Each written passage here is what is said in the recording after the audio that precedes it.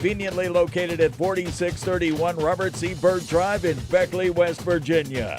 Direct Choice Pre-Owned Auto Sales, a proud supporter of our student athletes. And now, your Cucumber and Company pregame show, followed by play-by-play analysis with Chad McCune and Justin Harrison. Cucumber and Company. Get a full-blown website for no money down and just $125 a month. Call or visit our website for details. CucumberandCompany.com. Good evening, everyone. Welcome to the Midland Trail Sports Network. We're coming to you live from Roger Eads Field in Hico, West Virginia for the first round of the 2025 Class AA West Virginia State Playoffs. Yeah, playoff time already. Chad McCune, I'm Justin Harrison. We'll be bringing you all the pregame show here on the Midland Trail Sports Network. We got about 28 minutes or so till kick between the numbers 10 Petersburg Vikings and the number 7 Midland Trail Patriots, which should be one of the shaping up to be, based off the performances throughout the season, maybe one of the better first-round matchups throughout the state this week. Yeah, you would if you're the team that's favored, you'd like to be in a situation where you feel like you could just run through it. But unfortunately, this could be fortunately or unfortunately, it could be a really good game. So, like you said, it's got all the makings of that based off of what we've seen. No common opponents on the schedule that they share throughout the season. But they did play. I watched them play Tucker County last night. They played them Halloween when Trail was playing Greenbrier West, and that was in Parsons, where the field that Trail played on a couple years ago in the playoffs, but wasn't quite as slippery and muddy as it was when Trail played. But they, we kind of came in under the impression that they were a little bit of a pass-happy team, but actually it looks like it bears out to be almost 50-50, a little bit more pass than run, but just slightly. It's very slightly. I mean, the passing game is their strong. Their starting quarterback, Peyton Matheny, he's thrown it 228 times. He's completed 124, so just a little over 50%, average about 175 yards a game.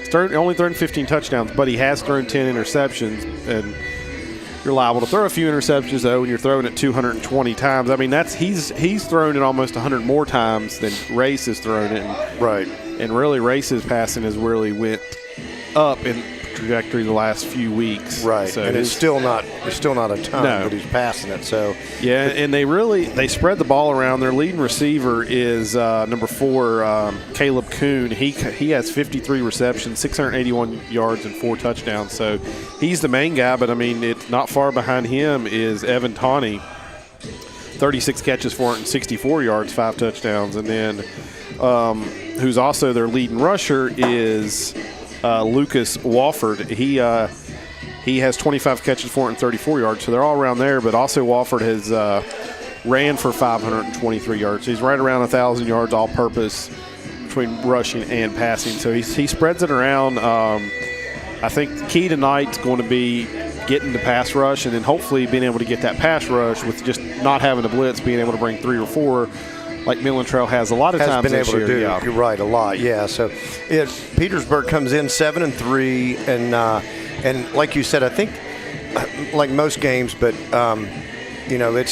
they do spread it around a good bit. But that pass rush will be huge, and I think the line of scrimmages is going to tell a lot, because Trail has a pretty good advantage with the offensive and defensive lines with most of the teams they've played this year, maybe with the exception for Chapmanville, but again, you weren't 100% healthy, so it was a little bit hard to tell. But it seems like that offensive line's really found its groove, and the defensive line has been able to create some pressure, and Uten on the outside, and just straight up the middle pressure. I think that's where you're going to see the difference in this game. If Trail's going to come out ahead, will be, can they apply that pressure without having to dial up any extra linebacker blitzes or anything from inside, to just try to get him to scramble around a little bit. The quarterback does seem like he likes to retreat a bunch and try to make something happen and try to force that big play. And if Trail can kind of catch him in that situation and get him for some big yardage loss plays, then they've got a good chance to get him behind the sticks early and apply even more pressure. You talk about the defensive line. We talked a lot last week, really coming into the last week of the season, how healthy Midland Trail has been, which is a rarity this late in the season. They're even healthier this week as they get Cash Barnhouse back. Right. I believe it was the Nicholas County game that he got hurt in. Thought he may have been lost for the season. He is dressed tonight. I'm not sure how many snaps he'll get. You also got Aiden Weiss, who was a little bit of a snap count last week. We didn't see him any on offense. We saw him in on defense. So his reps probably will increase a little bit this week after he missed about 6 games with an injury. So it's, I mean, you said going into the playoffs, you're pretty healthy. That's about all you could ask for. Yeah, a lot of times you're limping in and just, trying to get by, as much as you can, but and then plugging in other guys. But Trail's been pretty fortunate. They went through that, Chapmanville week and then a little bit after, but the schedule kind of helped them out after that. So, we're gonna preview this game a little bit more. We'll look more back at Petersburg and their schedule after a commercial break. We'd like to remind everybody this game is sponsored by WVSSAC. The West Virginia Secondary School Activities Commission serves its 286 member schools and their students by providing leadership and support for the conduct of education-based athletics which enrich the educational experience of all participants. Play, perform, compete together. The West Virginia Secondary School Activities Commission promotes athletics that provide lifelong and life-quality learning experiences to high school students while enhancing their achievement of educational goals. Play, perform, compete together. Today's athletic event is not about winning at all costs, disrespecting others, or criticizing athletes, coaches, or officials. It's about learning and growing, developing character, and competing with class. Please keep it positive and these words are a little messed up, so we're going to please keep it positive and bench bad behavior. You're going to find out how good of a reader I am tonight. I've got a few ad reads to read throughout tonight. We would like to thank our special playoff sponsors that stepped up to the plate and helped sponsor the game this week. U-Save and Lookout, as most people know it, Fred and Ted's. Right. AZ CEO Construction. Yes. We got a nice commercial for them guys, tonight, right. And also Southern Sons Lawn Care. So we appreciate them stepping up, helping out with the fees this week with the first round game against Petersburg. So we're going to take a quick break. All of our sponsors all year long. Yep, then these extra ones too. Yeah, that's been great to see folks step up. So we appreciate everybody all season long. Yeah, we are about 21 minutes till kick. We're going to take a quick break, and we'll be back to preview this a little bit more and look at around some of the other games happening tonight. Majority of the games in the state are happening tonight. There's a few on Saturday, and they will all kick off at 7, so we'll have some score updates throughout the night here on the Midland Trail Sports Network.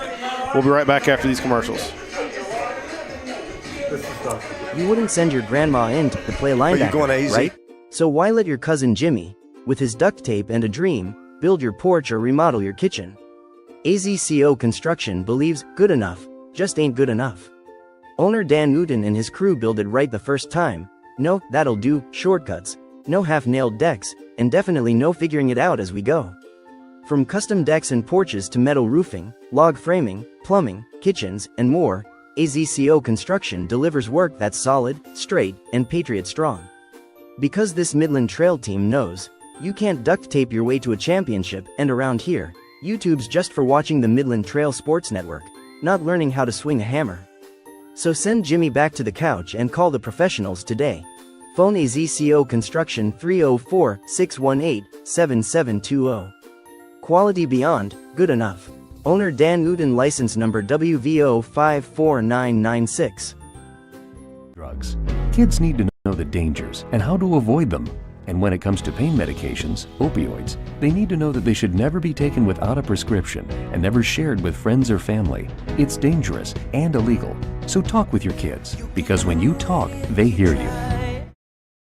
Lighthouse Worship Center is a proud sponsor of Midland Trail Middle School and high school football and all of our student athletes. Lighthouse Worship Center, a Bible-based, Bible-believing church where we can learn together, worship together as we do life together with the direction of God. Lighthouse Worship Center, 1175 Smales Branch Road in Hyco. Call 304-658-3370. A proud supporter of Midland Trail Athletics.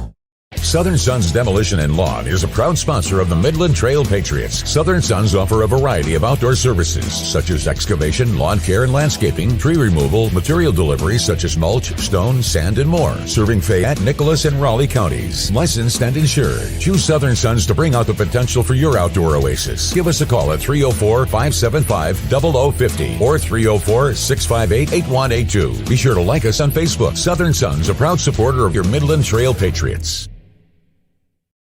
Raynell Medical Center proudly offers school-based health and behavior health in many of our area schools. If you or your child needs health care or counseling services, please give us a call for more information. Raynell Medical Center. Excellent health care right at home.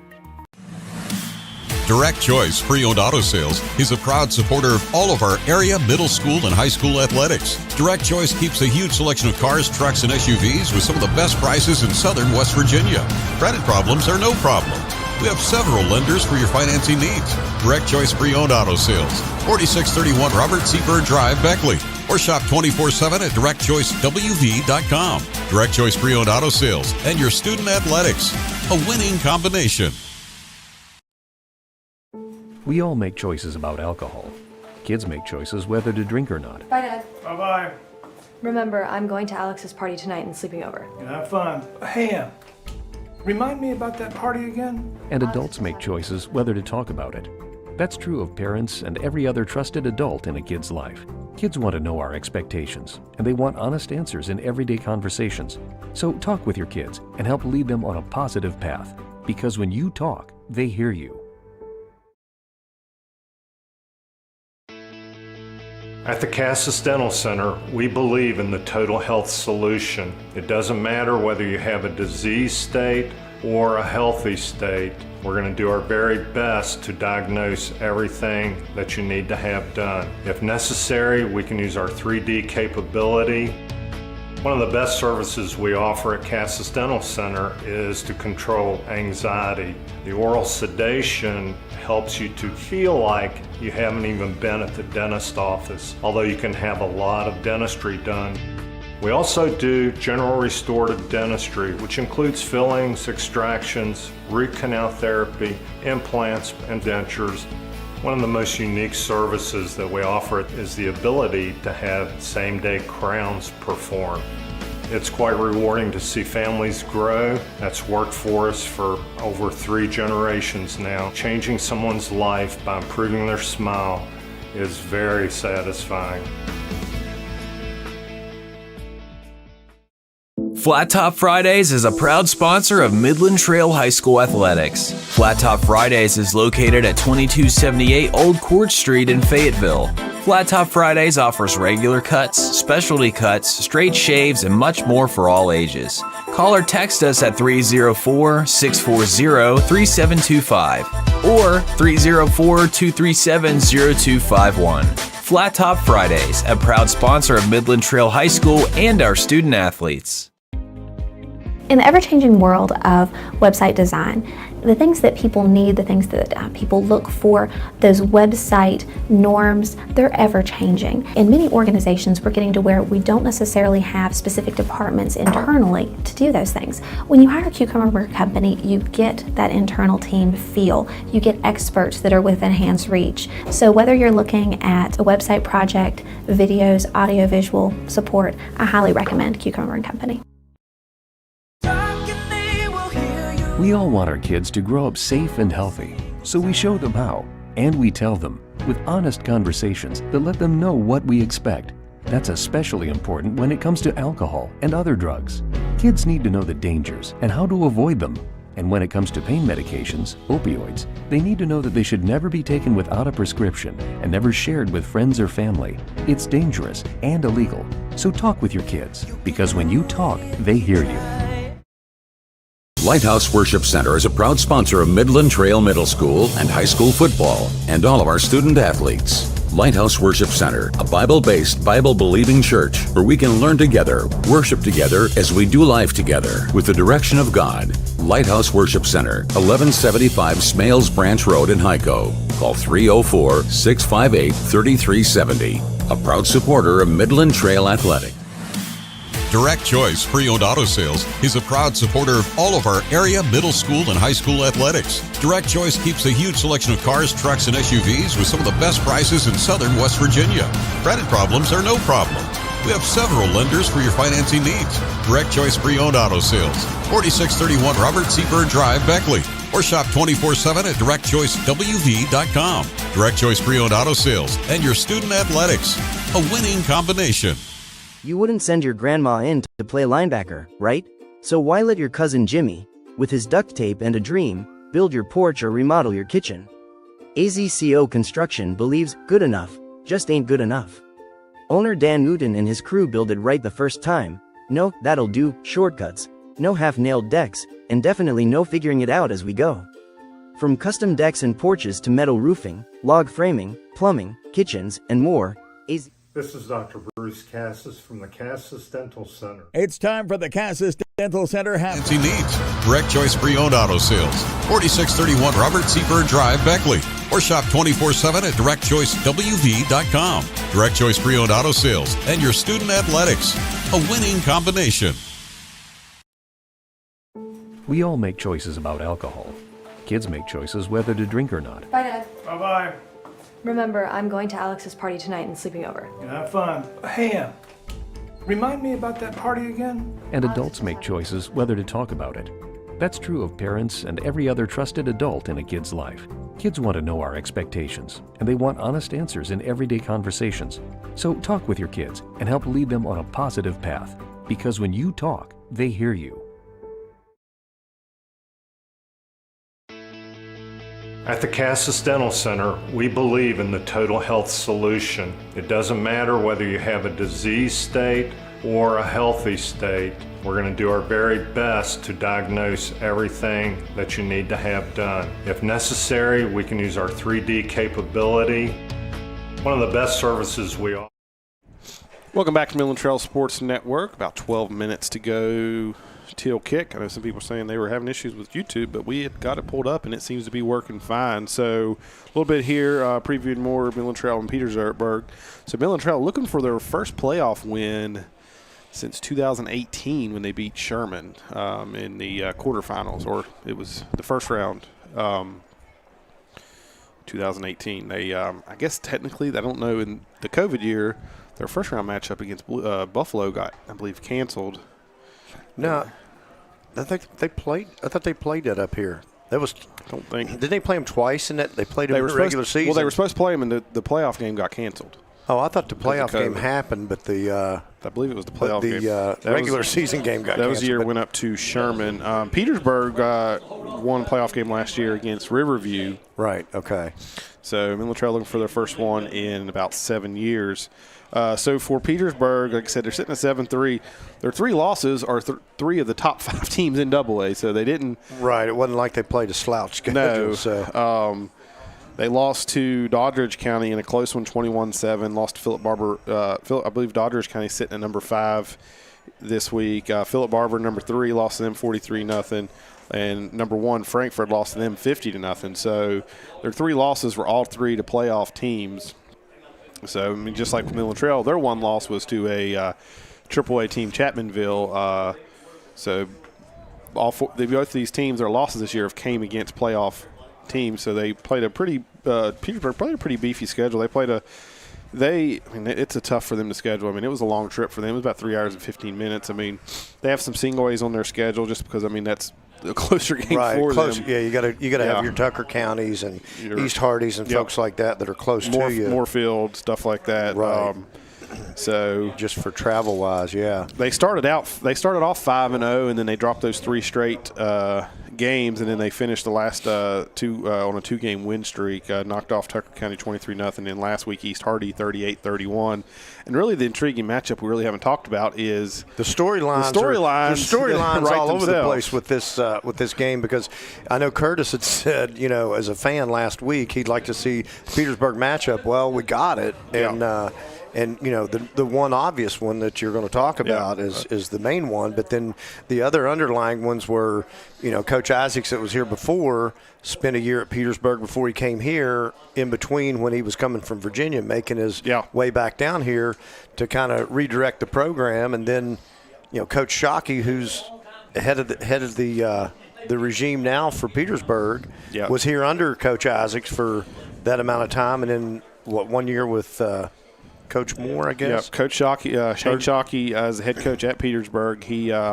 He started out. He coached the middle. He took over for the middle school program after Frankie took the high school program. Okay. So he started out the middle school program. Then he came up and was the assistant under Frankie for years, and he was assistant under Jeremy, I believe, for 2 years. So he actually, these seniors and juniors, he coached Right. He knows he coached them. Yeah, he coached these seniors for 2 years, these juniors for 1 year. So that's he knows. I mean, that was one thing Jeremy's interview this week is they each know each other's tendencies. And, I mean, that's going to be – I mean, you don't – a lot of times you get those sort of matchups, especially in the playoffs. We've talked – it was one of those ones we looked at, and really it wasn't the obvious one that could have happened. Some things happened, and they got some extra bonus points, and they moved up to that number 10 spot. Right. And, like I said, it's a nice storyline. Like I said, Shane Chalky left up here 2 years ago, went up to Petersburg. First year in Petersburg, took them to the playoffs. They were having program was a little down. Took him to the playoffs. Second year now, he got him at 7-3 as a 10 seed. So that's going to be the key matchup tonight. Is these two coaches know each other very well. And a little bit shocking that we were talking about earlier, Rick and I coming up the bleachers, was a little bit shocked that they didn't pick tomorrow to play because of that near 4 hour on a bus trip down here. They would have probably left at noon or something like that. And I saw them hit Route 60 and turn up 60 at 5 o'clock. So, they a little bit of a trip, but I think a lot of times you don't want to change up your normal. You just keep keep it Friday night. You play Friday night. You're used to that. That's what the kids know. That's what they're used to. So both teams now taking the field. So we are about 7 minutes to go here till kick. We're going to take another quick break. We promise this one will be quick. We just got to get our camera flipped back around, and we will be ready for kick in about 7 minutes here on the Midland Trail Sports Network. We'll be right back after these commercials. You wouldn't send your grandma in to play linebacker, right? So why let your cousin Jimmy, with his duct tape and a dream, build your porch or remodel your kitchen? AZCO Construction believes good enough just ain't good enough. Owner Dan Newton and his crew build it right the first time. No, that'll do, shortcuts, no half-nailed decks, and definitely no figuring it out as we go. From custom decks and porches to metal roofing, log framing, plumbing, kitchens, and more, AZCO Construction delivers work that's solid, straight, and Patriot strong. Because this Midland Trail team knows, you can't duct tape your way to a championship, and around here, YouTube's just for watching the Midland Trail Sports Network, not learning how to swing a hammer. So send Jimmy back to the couch and call the professionals today. Raynell Medical Center proudly offers school-based health and behavior health in many of our area schools. If you or your child needs health care or counseling services, please give us a call for more information. Raynell Medical Center, excellent health care right at home. 04-237-0251. Flat Top Fridays, a proud sponsor of Midland Trail High School and our student athletes.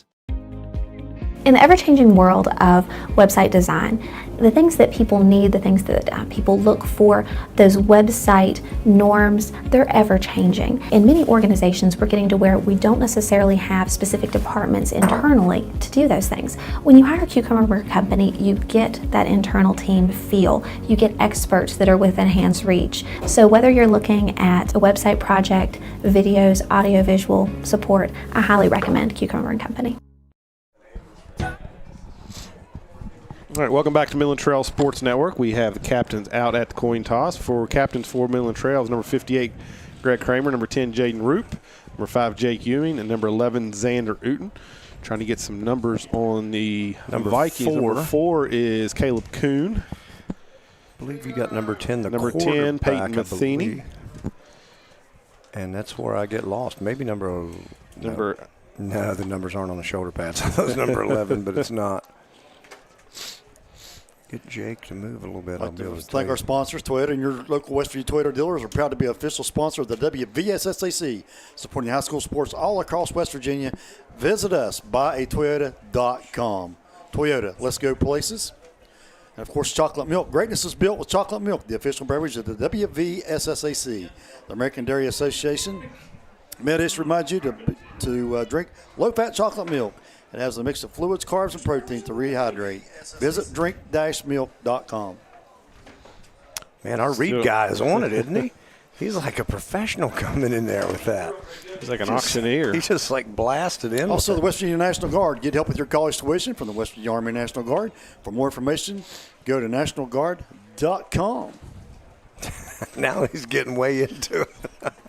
Still got the coin toss. They're still showing him what the coin is. I think it's a commemorative playoff coin, maybe. It's one that's got like a president on the head and then like all of it and everything on the back with like a White House or something. Just had it flipped. Petersburg calls it. visiting team gets the call. Looks like they might have won the toss, and they're wanting to receive. Maybe it looked like that. It was early indication, but that's unofficial.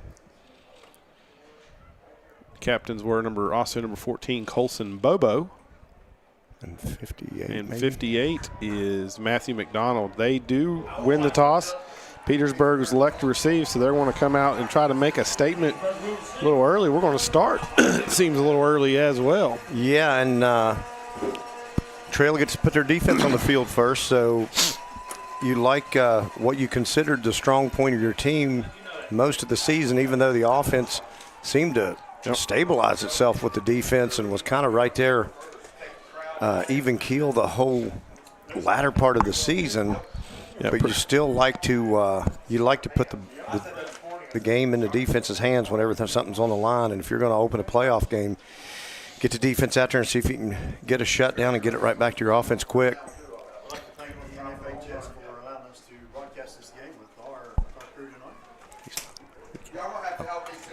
Yeah, there's a different feel in the air, obviously, because it's playoff, but it's kind of like everything is just a little bit different.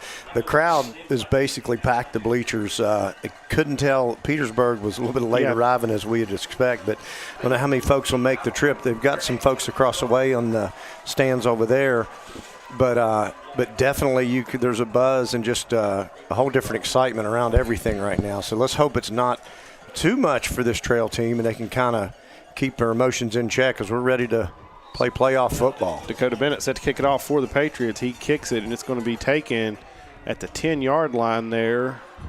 I think that's number 18, Lucas Wofford. And he breaks free, and Dakota Bennett tries to trip him up, but he is chased down by Riley Dixon. He saves a touchdown, but it is a big return for the Petersburg Vikings. That's one thing we really haven't seen Midland Trail do is give up the long returns on the kicks. Yeah, it looked like everybody was in their lanes, and then he just found Lucas just found a little alley there, and he cut through it. Dakota Bennett's shaken up, so we're going to watch that. That's early that's not injury here. That is Swafford. Oh, that's young Swafford. I'm sorry. That's Jasper Swafford. That's right. That's 18. Okay, my fault. I thought he was making a play on the returner, but that was actually Jasper that came in there. So Petersburg will start at the Midland Trail 18. Peyton Matheny in shotgun formation. He's hands it off to Wofford over that left side, and he stretches it out, and he's going to pick up about 5 yards there. So their 18 is Wofford, and our 18 is Swafford. Yeah, that ain't confusing. That's not at all. So they're going to mark him at the 26, so give him 4 there. So on first down, they pick up 4. Yeah, so they did a pretty good job off that. It seemed like they like to run that inside zone a lot and try to run off tackle and then try to just bounce it a little bit to the outside. So Trail's going to have to. So got 2 receivers to the right. He's got Wofford to his right. He's going to drop back to pass here. He's looking for Kuhn, and he's open, and it skipped in there. I thought it popped into him.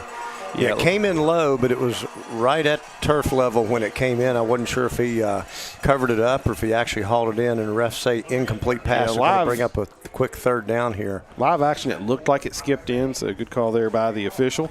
So it brings up 3rd and 6. Yeah, Kuhn was open. He just short-armed that one. So ball resting on the 26-yard line, and Trail's defense got to try to get another stop here, and they get their feet underneath them with this one starting as quick as it did on that big play on the kick return. Empty set here, Matheny is. He's going to bring Kuhn in motion. He's going to hand it off to Kuhn. He cuts it up, and he's going to be brought down after a short pickup. He picks up probably 1, and that's going to bring up a 4th and 5 for the Vikings. Jet sweep, that seems like the little pop pass or that jet sweep end around deal seems like it's one of their main plays that they like to run. So they test that one early, and Trail had good penetration at time and kind of blew it up and got upfield into the offensive backfield of Petersburg to slow that one down. And it looked like when he cut it up, he was going to pick up more than he did, and he only got 1 there. So a big 4th and 5. We'll see if this Midland Trail defense can stiffen up after the big return. Yeah, big play early in this game. Let's see if Trail's defense can hold up here and take this good field position away from Petersburg. So Matheny rolls out to his left. He's got a man open, and it's caught, but he is going to be out right at the sticks. It's going to be I believe he might be. They gave it to him. I think they're going to. I thought he might be just a bit short. They do signal first down, so he needed 5, and he got just 5. Yeah, he had to come back to that pass a little bit, and Trail defenders were on him as quick as he caught it, but he had probably maybe 4 inches that he was able to get that. But pretty quick decision by the refs to say that was a first down. So these first 2 passes by Petersburg, they've been quick. He's not holding that ball very long. He's trying to get it out quick. Matheny's going to go back to Wofford, but he stumbles. He's going to end up picking up about 3. Initially hit at the line of scrimmage. They're going to spot him at the 17, so give him 3. Yeah, it seems like they like to test those off-tackle runs, and then maybe if they can bounce it to the outside. But, yeah, he had a good initial contact there by the Trail defense, and then he just he kind of stumbled out of that and picked up another yard once he got loose, but you still had a couple Trail defenders, so they're rallying to the ball early. But like you said, that quick passing game is going to be something that you got to try to either cover up quick with your receivers or find a way to get a hand up and knock a ball down. He fakes it to Kuhn, and Midland Trail gets penetration, and they're going to bring him down for a loss. I was about to say they ran 5 plays, and they have not had a negative play, and in there they lose about 5 as they faked that jet sweep to Kuhn that time, and Matheny kept it himself, and that may have been a mistake. Yeah, the Zan man amongst other folks were in that backfield to bring him in. So now they're going to be looking at a 3rd and almost 12 here as far as it'd be interesting, too, because I watched that Tucker County game, and that kicker he made about a 40-yarder in that Tucker County game. Yeah, he did make a field goal in that game. So, yeah, they do have a kicker that's, assuming he's still willing and healthy, it would be at play here to try to kick one if they don't pick this up. So Matheny drops back. He's got all kinds of time. He throws it up to Kuhn, and it is caught for a touchdown. I thought he may have pushed off, but I thought no penalty, so it's going to go for a touchdown. I thought the defender had a good chance to make a play on the ball because it fluttered and timed his jump wrong. I believe he did. Yeah, I think he thought he had a pick, and then and it just went through his hands and right into the receiver for the touchdown. So that's unfortunate for Trail. Not the way you want to start off, but Matheny had way too much time there on that third down. Yeah, he dropped back deep, and then he had a chance to look to see who he wanted to go to, and then went for his man in the back of the end zone. Extra point is no good. That Matheny, I believe Matheny was the kicker on that, and that never stood a chance. Yeah, that was like think low and hit the line. When it comes to your family's health, trust WVU Medicine, Thomas Hospitals. So you thought maybe there you got him in 3rd and long. You had a chance to get off the field, and they throw a jump ball up to Kuhn. I believe Stevens may have just timed his jump a little too early there but he was coming down. The ball went right over his head and right into Kuhn for the touchdown. So 8:11 here to go in the first quarter. Petersburg takes advantage of the short field, pick up a big 4th down conversion on that drive, and then a 3rd and long picked it up for the touchdown. But the extra point no good. That could be crucial later on. Yeah, it could be in play for sure. That actual the fact that they did come out more pass-heavy than run-heavy in that drive. Yep. I don't know if that's an indication, but Trail was doing a good job against their run game and snuffing that out. But that quick passing game, like you said, and then other than this touchdown pass where he had more time, they're going to have to kind of weather the storm a little bit and get their feet under them. So a little bit of playoff jitters here, being away a little bit and not making the playoffs this past year. You got to think that may play into the nerves a little bit. Matheny kicks it short. It's bouncing, and Johns takes it at about the 12. Looking for some blocks. He gets it up across the 30. Spin move. Going to have a good return out to about the 40, and that's where they're going to spot him at the 40. So good return there for Zaylen Johns. Set Midland Trail up with good field position here to start their first drive. Yeah, good job by Johns following his blocks, and good job by the kickoff return team to not hold your man hold your man up and actually get a penalty, because the worst thing is have good field position at the 40 and then you back it up 15. So nonetheless, that's scrimmaging from the 40 will be a good place to start. So we've got a little bit of We're communicating for maybe a football. Yep. This is one thing. Midland Trail hasn't been a lot is down. I mean, they were down for a little bit in that James Monroe game and the Chapmanville game, but other than that, they've had a lead. They've played from ahead, yeah. Yeah, so that's, and senior leadership is usually a good thing that you can kind of – Petersburg looked like they were they're pretty much ready for a heavy dose of Roop tonight. So it's Aiden Foster checks out. Gives it to Roop, and he's going to get maybe about another 3 there. Tell you, he was ready. Just lost his balance a little bit. He was ready to break into the open field for going third down. They're going to go back to it. Keeps this drive alive for another fresh set of downs, and it actually gives you a little bit of a spark now as you see those guys kind of cheer themselves a little bit. And so get it across midfield at the Petersburg 48. This time we're going to hand it off to Gage Johnson, and he's dragging defenders. I'll mark him at about the 45.5. So yet to see him to throw it. It's been all on the ground. All on the ground so far. And it's not a bad pickup basically on first inside. Down there. No, that was a good run by Gage. You got a pretty good spot. So just trying that inside a little bit to see what they can get as Petersburg's cheating up closer to the box. Give it to Roop. He cuts it outside and he cuts it in. He's going to be right at the first down marker. Yeah, Roop running hard. This one looks as close as one Petersburg had that they gave them the first down. So I got to think this will probably be a first down. Judging by the – no, I guess he's right at it. But yeah, it's going to be third inches. Do apologize for our internet connections up here. We're trying to fix those as we move on. Never fails. Race set to take a snap. Oh, he did hand it off. And I think he got it on the forward progress. Looked like he did. The refs moved forward a little bit, so that's got to be he's up. They've got him spotted up over the 30, down past the 38. Oh, no, they're measure. Actually, they're going to call for a measurement. Yeah, now where they set the ball down actually is shorter than where it looked like they were initially walking up for the spot. But yeah, I thought the near side guy was going to give a little bit better spot there. Right, yeah. So if he doesn't get it, it's going to be fourth It's going to be inches. Super short. Yeah, it's inches to go. I'd like to thank Chick-fil-A and its 18 West Virginia owner-operators salute more than 86,000 boys and girls participants. It's right at it. Classic sports in our state. Just short. Yeah, it's fourth down and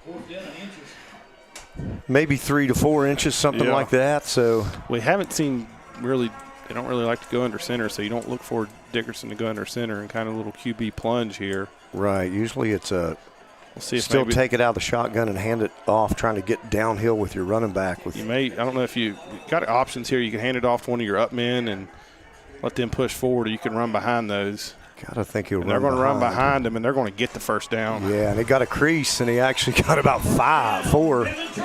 Yeah, so that was a good job. They just mashed him that time because they that inverted wishbone where they did just hand it to the deep man Roop that time and let him follow those blockers, and they just try to clear a path. And if you don't clear a path and you stalemate with the defender, he just finds a little alley or a crease to kind of fall through. So Dickerson's going to hand it off to Jake Ewing this time, and Ewing's going to fall forward for 3. And looks like, they're content. Getting 3 to 4 yards. Yeah, I don't know. It's working. It's early, but is this a statement drive that you're making maybe to yourselves to say, hey, we can run the ball on these guys like we've done all season on folks. Yeah. Let's just stick with our bread and butter and then let everything else kind of fall into place. They're starting to stack that box a little bit. You got they're about crowding 8 or 9 in there. Yeah, they're crowding even more up, man. They go to Gage Johnson this time, and he picks up about maybe 4. Maybe 5 there. It's going to be about 3rd and 2, it looks like.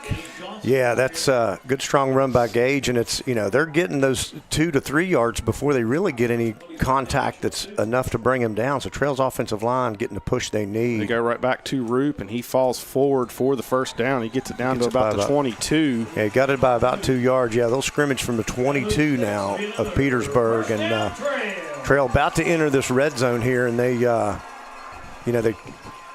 kind of are just, running it right at Petersburg, I guess, just, if they're asking them if you can stop us, and we'll maybe look at doing something else. But give it to Roop, and this time he lowers his shoulder. He's dragging defenders inside down to about the 15, so he picks up about 7 there.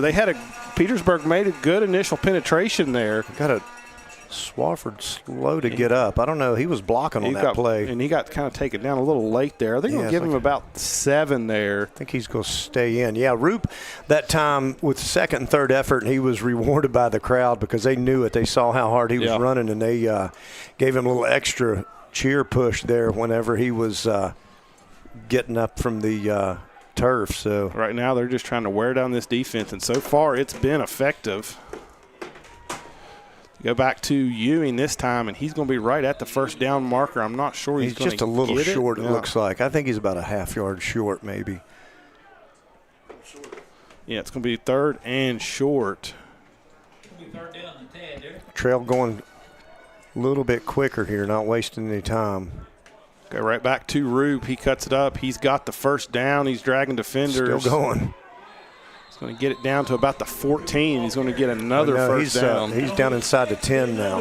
Oh, down inside. Yeah, he's just over, made it just inside the 10-yard line is where the scrim. Trail's going to hurry up again, a little bit of tempo here to try to keep Petersburg's defense reeling some. 1st and goal. This time Dickerson's going to keep it himself. Nice block.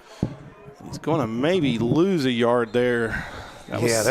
Roop got a crushing block, but there was too many Petersburg defenders that time in the backfield. I think that one took a little bit longer to develop, and by the time Race got around there was already a couple guys waiting on him. And he was running to that short side of the field, so there wasn't a lot of running room. It's kind of jammed up over there anyway, so Trail still going a little bit quicker tempo, 2nd and goal. Going to scrimmage from the 10 here, 2nd and goal. They're going to try to get that outside with Roop. He gets a good block there, but he is tackled there by number 2, I believe. He's going to get down to about the 5, and it's going to be 3rd and goal from the 5. Yeah, Roop didn't look like he turned on the gas there because he was kind of waiting for it to develop. And but the big thing is, you've ran it at will, but if you don't finish this with a touchdown, it's going to be off. Right, it's going to be it's going to be a little bit disappointing if you can't pay this off. So 3rd and goal from about the 5.5-yard line here. They take Ewing out. Going to bring some more receiving options in here. Running a little bit more clock between plays now to make sure they get set up and get their feet under them. You wonder if they go to the pass here. They got 2 receivers to each side. They bring Johns in motion, and they fake it to Johns, throws it to Gage Johnson for the touchdown. Nice job by Race. He just dropped back, spotted his man, and fired it in there, and Gage does what he does. And great catches touchdown. There's a great play fake there. They brought Johns in motion, drew that whole defense to the right side. I thought Johns had it because I thought that was going to be a little end around. They're like, oh, that's a change up down at the goal line. They're going to hand it to the receiver. But that was a decoy, and Gage Johnson just streaked toward the goalpost and wide open for yet another touchdown. So that's 10 catches on the year for Gage Johnson, 7 touchdowns. Oh, 10 catches. 10 catches, 7 touchdowns. Bennett's extra point is good, so that gives Midland Trail the 7-6 lead here with 1:12. And like I said, that wasn't nothing fancy on that drive, Chad. I mean, they just lined it up and ran it right at you and dared you to stop you. That was just power football. Yeah, they did. You finally you put it in the air. At the when you needed to right when you get to the goal line and on the 5, and that was good ratio for Race with his catch to touchdown ratio, and then good ratio for Race Dickerson, 1 for 1 and a touchdown. So. Yeah, I mean, that drive was – and it wasn't all Roop. I mean, you had a lot of Gage Johnson. You had a lot of Jake Ewing in there, too. So it wasn't a whole workload on Roop. Right. So Touchdown was sponsored by Fred and Ted's. Look out. Yeah. And what? Yeah, we'd like to thank our playoff sponsors, Fred USAVE and Look Out, Fred and Ted's. Southern Sons Lawn Care and AZCO Construction. Appreciate them helping out this week with the first-round playoff game here. So 1:12 to go here in the first quarter. Both teams have exchanged possessions, and they were very 2 different possessions. Except Midland Trail had a longer field to drive, and theirs was all on the ground.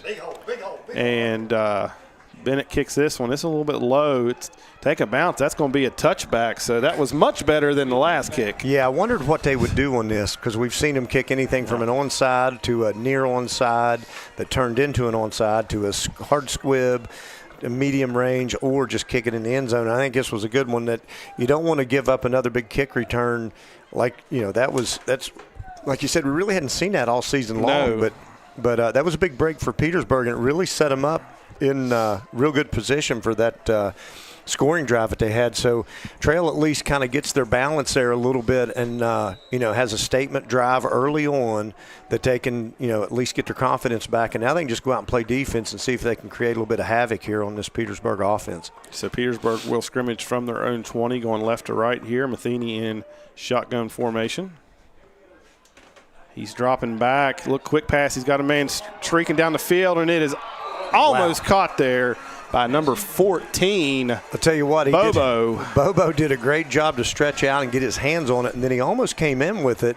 And Trail's a little bit fortunate that if he would have been able to catch the ball and keep his feet, that would have been a touchdown because he had a step, and that quarterback put it right on him. So Colson Bobo, the intended receiver there. Yeah, right now, that's something you got to worry about for Midland Trail is him breaking free right there. If that gets a little bit more air under that ball, that's probably 6. So it'll be 2nd and 10 for the Vikings. Matheny handed off to Wolford, and Wolford's going to pick up about 5 there. So it's going to set up a 3rd, and we'll call it 4.5. Yeah, Max White and Xander Uten did a good job. They're both of them coming off of blocks to stretch out and get that. It looked like he had a pretty nice hole to run through, but they closed it up pretty quick and only allowed him half of that 10 yards that time. So imagine if you can keep them here from picking up any more, you can probably force a punt, but you got to look for those quick passes. Kuhn just probably one of those receivers going to go set down at the first down marker. And yeah, you got to think they're going to curl out and look to do what they did to pick up that last big one. Actually going to hand it to Wolford here, and he's going to have the first down. Maybe got you thinking pass there, and they hand it off, and he picks up about 10 yards there out to the 36. It looked like a little inside trap that time, and just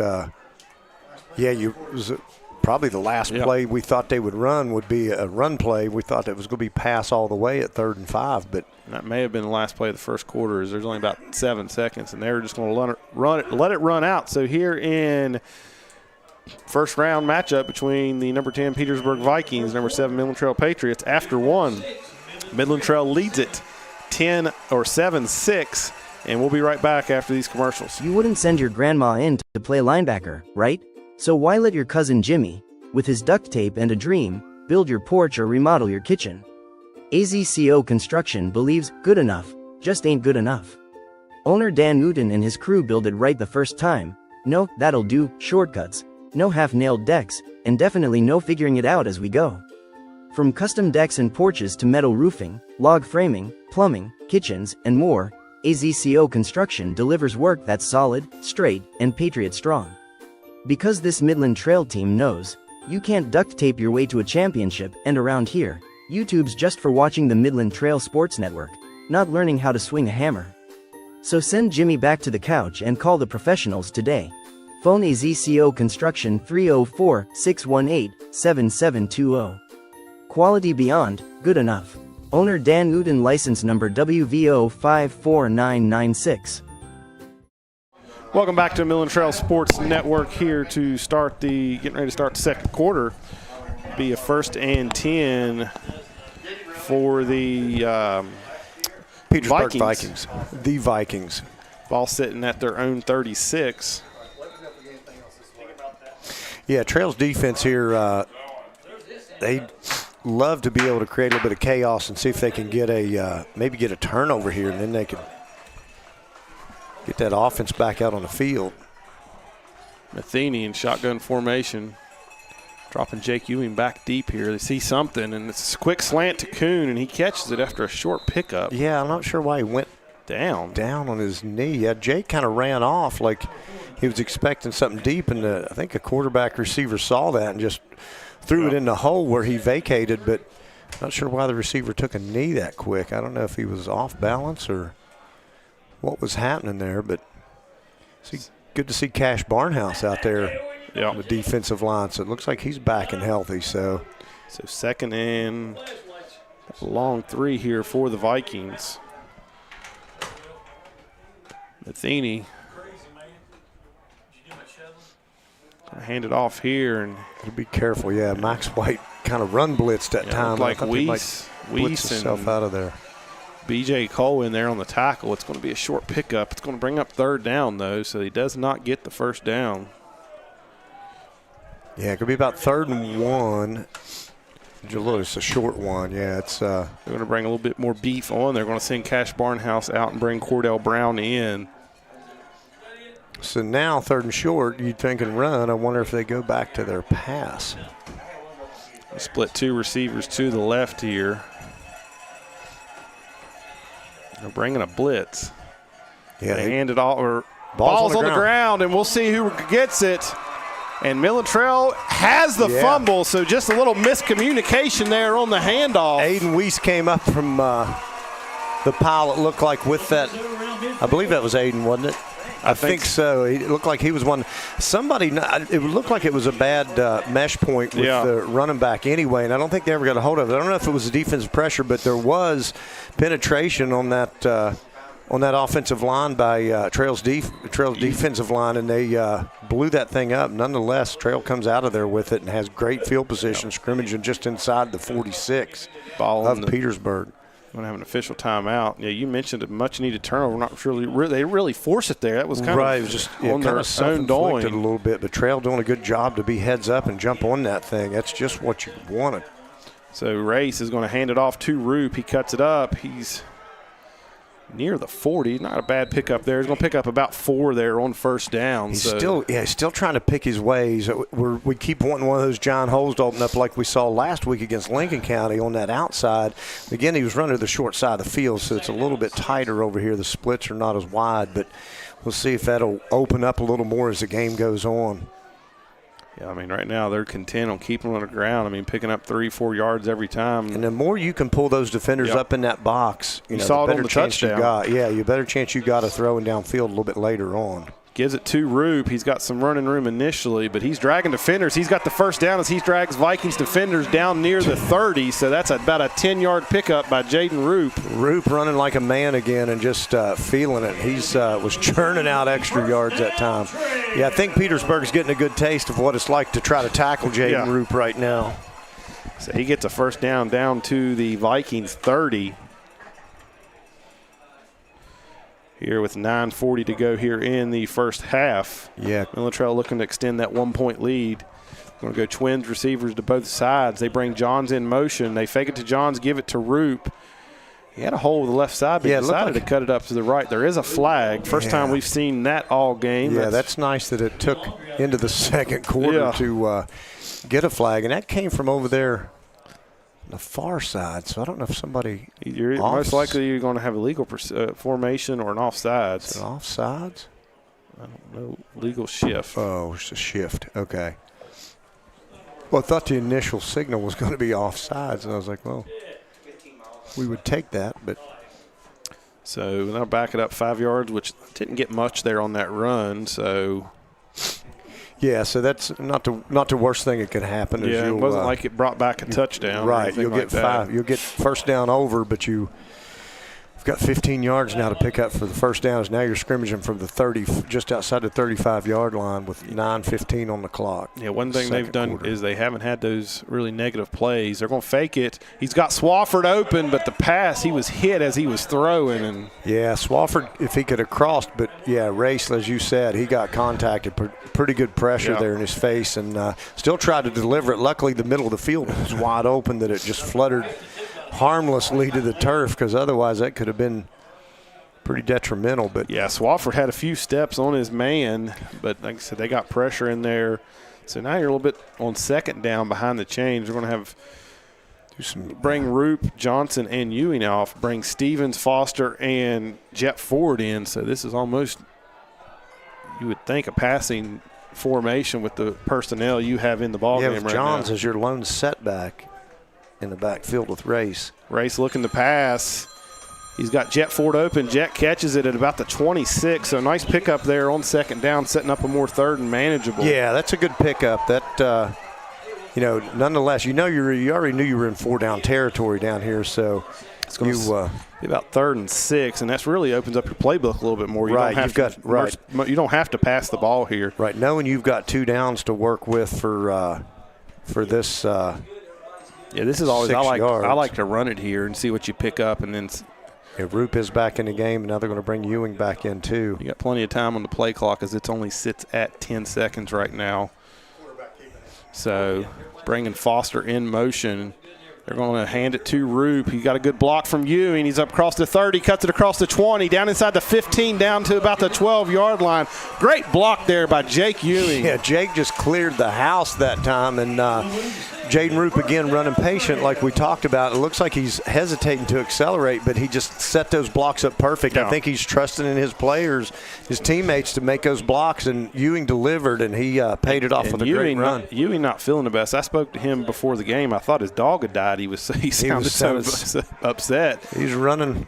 But he said he is not feeling the greatest. I said, well, maybe it's your Jordan flu game. And he's running with authority. He just carried that one for about 3.5, 4 yards, and get the ball now down inside the 10-yard line. So this is where you're scrimmaging from at the other end of the field on that last touchdown drive. So let's see what we can come up with a second and about 7.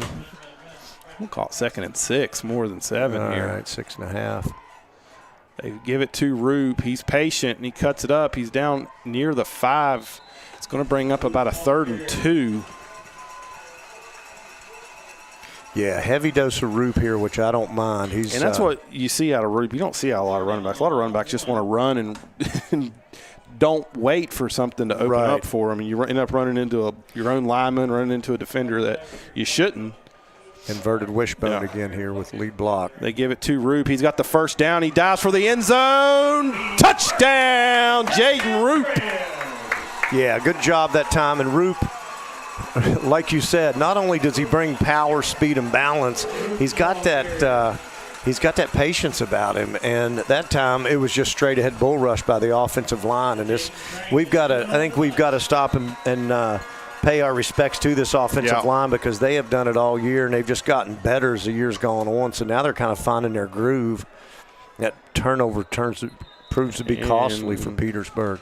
Going to have offsides on Petersburg, and it gives you a thought. You go for it. I think it's too early, but you could make it a 2-possession game by going for 2. I got to think if you got in that same formation, could you not maybe just run right at them and get Roop in for 2 points? But you don't want to give back that point that they gave you on that missed extra point. If you don't get it, then you're right back into a tie situation.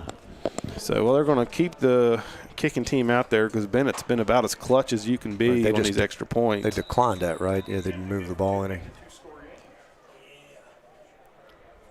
Good snap, kick up, kick is good. Good. That's true. If you'd have went for 2, you could Hope have paced yourself out. Congratulations, teams, for making it to the state championships. Learn more about Hope Gas at Hope Gas. Good luck, teams.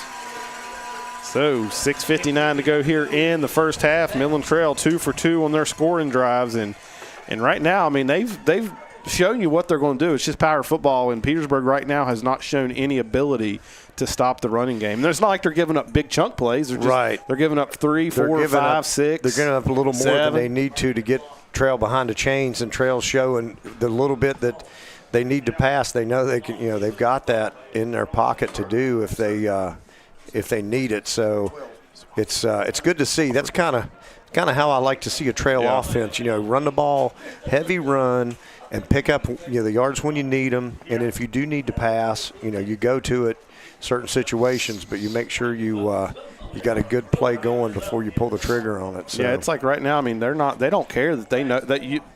They're showing you what's coming. They could go ahead and just tell them. Tell them, hey, we're going to run it right here. We want to see if you can stop it. And I think that offensive line's so determined right now. Yep. Hey, hats off to the Vikings over there. Brought their band with them. Just now seeing them over there. Heard them there. Yeah, look at that. Kick there by Bennett's taken. Didn't see who. Got to stay in their lanes here. He's got another good return there. He's going to get it out across the 40. That was Kuhn. Yeah, the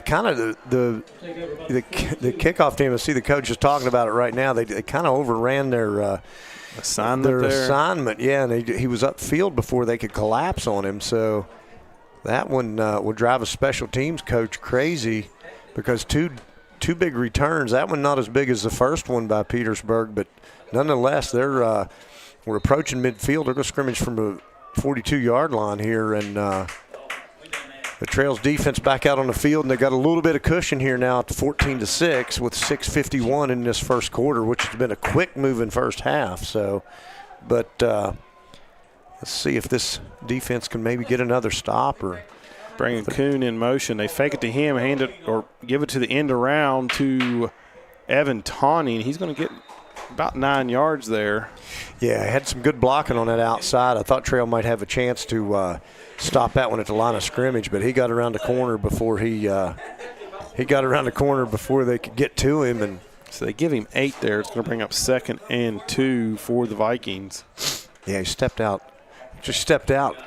further back than what I thought. I thought he was close to a first down there. His ball resting right at the 50-yard line.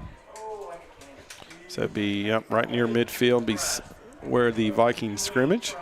Matheny's going to split 3 receivers to his left, 1 to the right, lone running back. He's going to drop back to pass. He's going to try to keep it himself, but he is brought down for a sack by John Neal.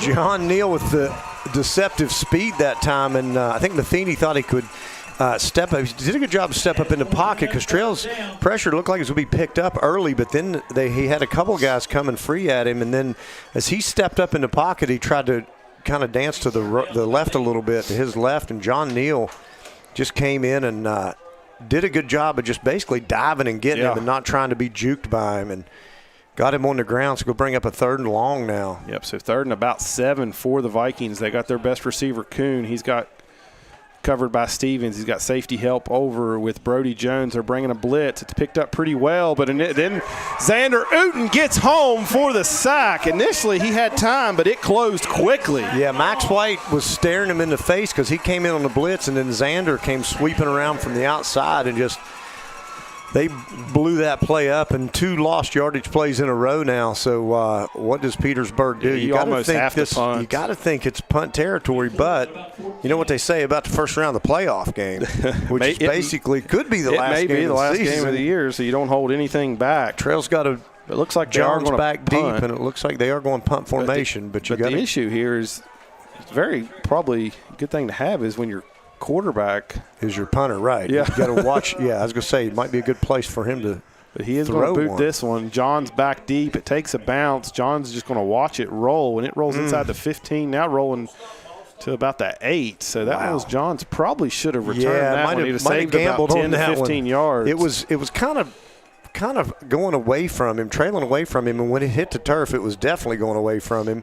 A good job by Matheny to get a good roll out of that. That's, it put it all the way down to the 8-yard line, and that's a long field for Trail. We got 4:23 left, but you just want to take care of the ball here. You can't put it in harm's way down here, in this territory. You like to have it out closer to midfield. And this is that important part of the game. We talk about that middle 8 a lot, especially Midland Trail getting the ball to start the second half. I think we talk about it every game. Because no matter what the score. When it was 59-0 last week, we talked about the middle 8.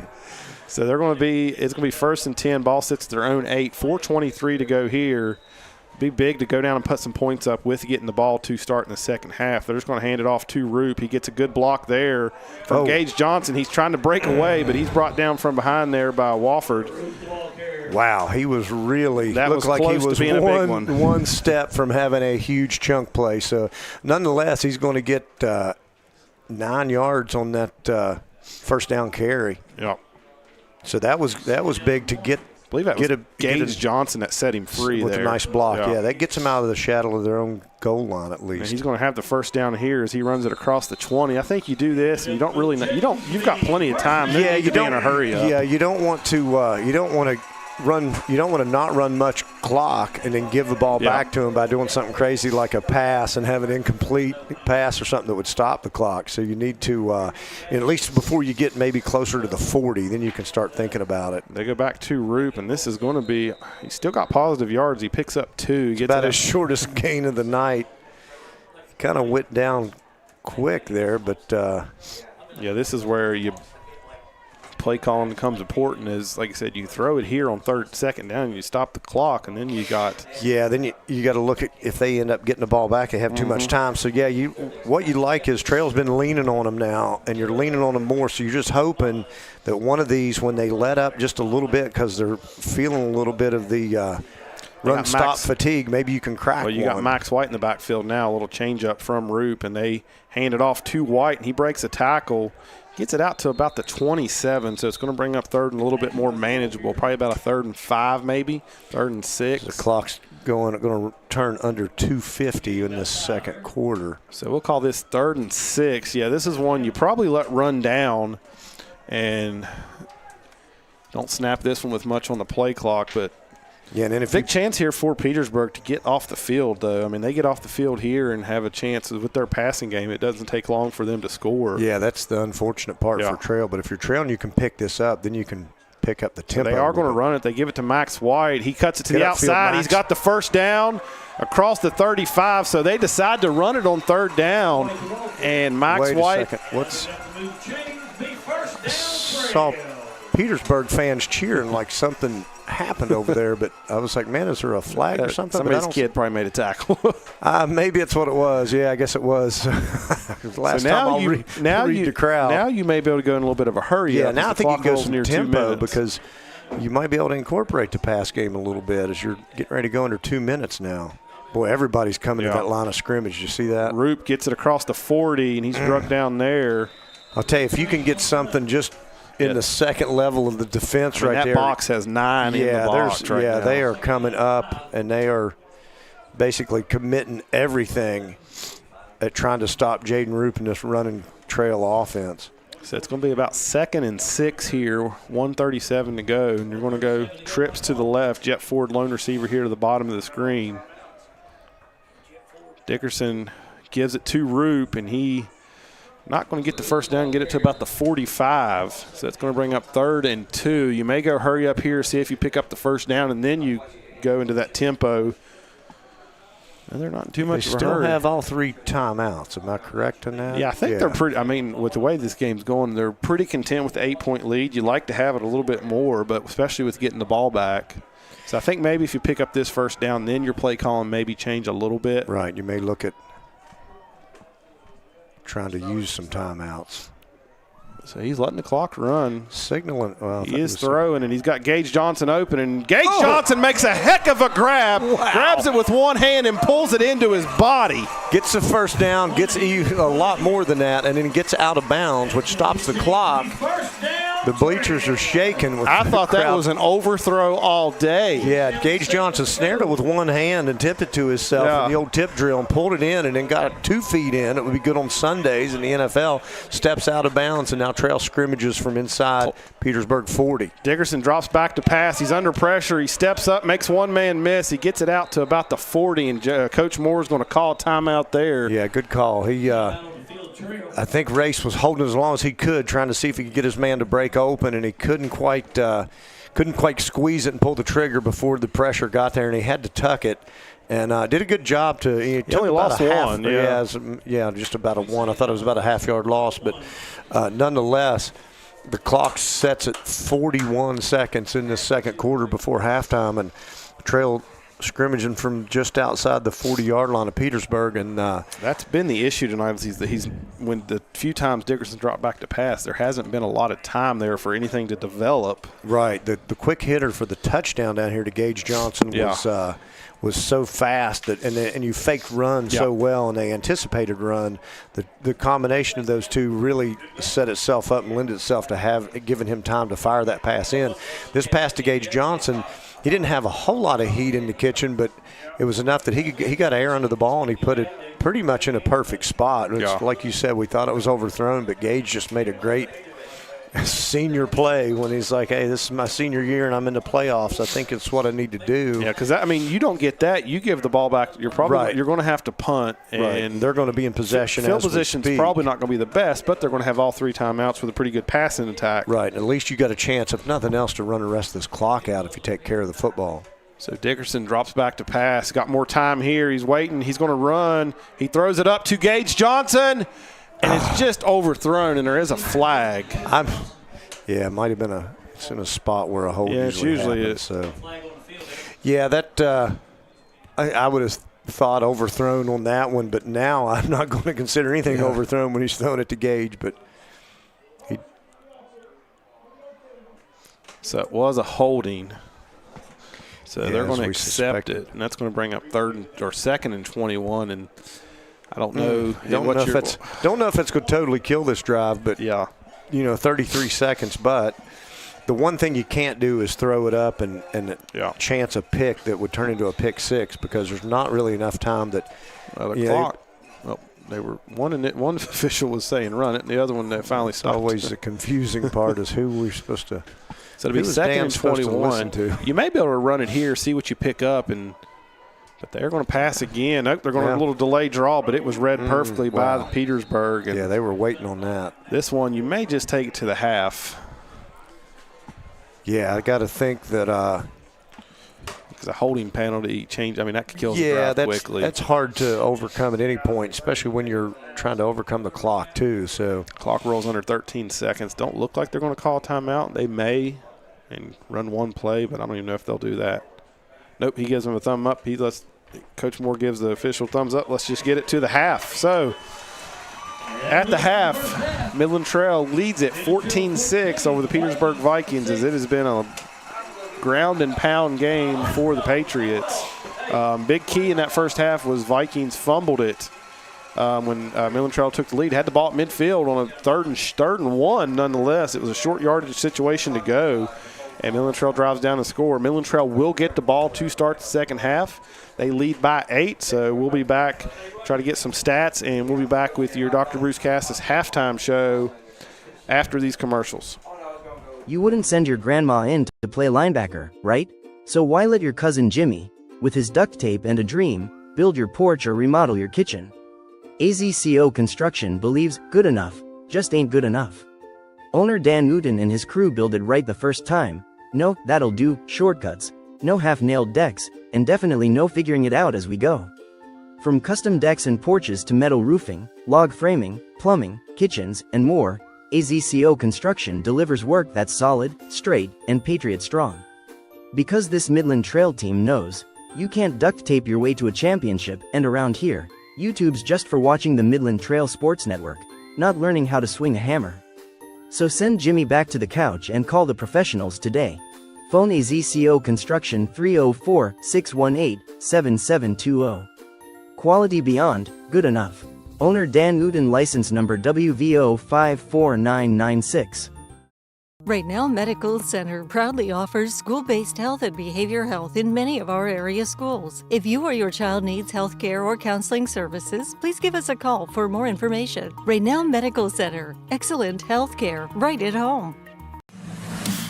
Direct Choice Pre-Owned Auto Sales is a proud supporter of all of our area middle school and high school athletics. Direct Choice keeps a huge selection of cars, trucks, and SUVs with some of the best prices in southern West Virginia.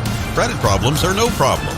We have several lenders for your financing needs. Direct Choice Pre-Owned Auto Sales, 4631 Robert C. Byrd Drive, Beckley. Or shop 24/7 at directchoicewv.com. Direct Choice Pre-Owned Auto Sales and your student athletics. A winning combination. We all make choices about alcohol. Kids make choices whether to drink or not. Bye, Dad. Bye-bye. Remember, I'm going to Alex's party tonight and sleeping over. Have fun. Hey, remind me about that party again? And adults make choices whether to talk about it. That's true of parents and every other trusted adult in a kid's life. Kids want to know our expectations, and they want honest answers in everyday conversations. So talk with your kids and help lead them on a positive path. Because when you talk, they hear you. At the Cassis Dental Center, we believe in the total health solution. It doesn't matter whether you have a disease state or a healthy state. We're going to do our very best to diagnose everything that you need to have done. If necessary, we can use our 3D capability. One of the best services we offer at Cassis Dental Center is to control anxiety. The oral sedation helps you to feel like you haven't even been at the dentist office, although you can have a lot of dentistry done. We also do general restorative dentistry, which includes fillings, extractions, root canal therapy, implants, and dentures. One of the most unique services that we offer is the ability to have same-day crowns performed. It's quite rewarding to see families grow. That's worked for us for over 3 generations now. Changing someone's life by improving their smile is very satisfying. Flat Top Fridays is a proud sponsor of Midland Trail High School Athletics. Flat Top Fridays is located at 2278 Old Court Street in Fayetteville. Flat Top Fridays offers regular cuts, specialty cuts, straight shaves, and much more for all ages. Call or text us at 304-640-3725 or 304-237-0251. Flat Top Fridays, a proud sponsor of Midland Trail High School and our student athletes. In the ever-changing world of website design, the things that people need, the things that people look for, those website norms, they're ever-changing. In many organizations, we're getting to where we don't necessarily have specific departments internally to do those things. When you hire a Cucumber Company, you get that internal team feel. You get experts that are within hand's reach. So whether you're looking at a website project, videos, audio-visual support, I highly recommend Cucumber Company. We all want our kids to grow up safe and healthy, so we show them how, and we tell them with honest conversations that let them know what we expect. That's especially important when it comes to alcohol and other drugs. Kids need to know the dangers and how to avoid them. And when it comes to pain medications, opioids, they need to know that they should never be taken without a prescription and never shared with friends or family. It's dangerous and illegal. So talk with your kids, because when you talk, they hear you. Lighthouse Worship Center is a proud sponsor of Midland Trail Middle School and high school football and all of our student athletes. Lighthouse Worship Center, a Bible-based, Bible-believing church where we can learn together, worship together as we do life together with the direction of God. Lighthouse Worship Center, 1175 Smales Branch Road in Hyco. Call 304-658-3370. A proud supporter of Midland Trail Athletics. Southern Sons Demolition and Lawn is a proud sponsor of the Midland Trail Patriots. Southern Sons offer a variety of outdoor services such as excavation, lawn care and landscaping, tree removal, material delivery such as mulch, stone, sand, and more. Serving Fayette, Nicholas, and Raleigh counties. Licensed and insured. Choose Southern Sons to bring out the potential for your outdoor oasis. Give us a call at 304-575-0050 or 304-658-8182. Be sure to like us on Facebook. Southern Sons, a proud supporter of your Midland Trail Patriots. Right Now Medical Center proudly offers school-based health and behavior health in many of our area schools. If you or your child needs health care or counseling services, please give us a call for more information. Right Now Medical Center, excellent health care right at home. Direct Choice Pre-Owned Auto Sales is a proud supporter of all of our area middle school and high school athletics. Direct Choice keeps a huge selection of cars, trucks, and SUVs with some of the best prices in southern West Virginia. Credit problems are no problem. We have several lenders for your financing needs. Direct Choice Pre-Owned Auto Sales, 4631 Robert C. Byrd Drive, Beckley. Or shop 24/7 at directchoicewv.com. Direct Choice Pre-Owned Auto Sales and your student athletics. A winning combination. We all make choices about alcohol. Kids make choices whether to drink or not. Bye, Dad. Bye-bye. Remember, I'm going to Alex's party tonight and sleeping over. Have fun. Hey, remind me about that party again? And adults make choices whether to talk about it. That's true of parents and every other trusted adult in a kid's life. Kids want to know our expectations, and they want honest answers in everyday conversations. So talk with your kids and help lead them on a positive path, because when you talk, they hear you. At the Cassis Dental Center, we believe in the total health solution. It doesn't matter whether you have a disease state or a healthy state. We're going to do our very best to diagnose everything that you need to have done. If necessary, we can use our 3D capability. One of the best services we offer at Cassis Dental Center is to control anxiety. The oral sedation helps you to feel like you haven't even been at the dentist office, although you can have a lot of dentistry done.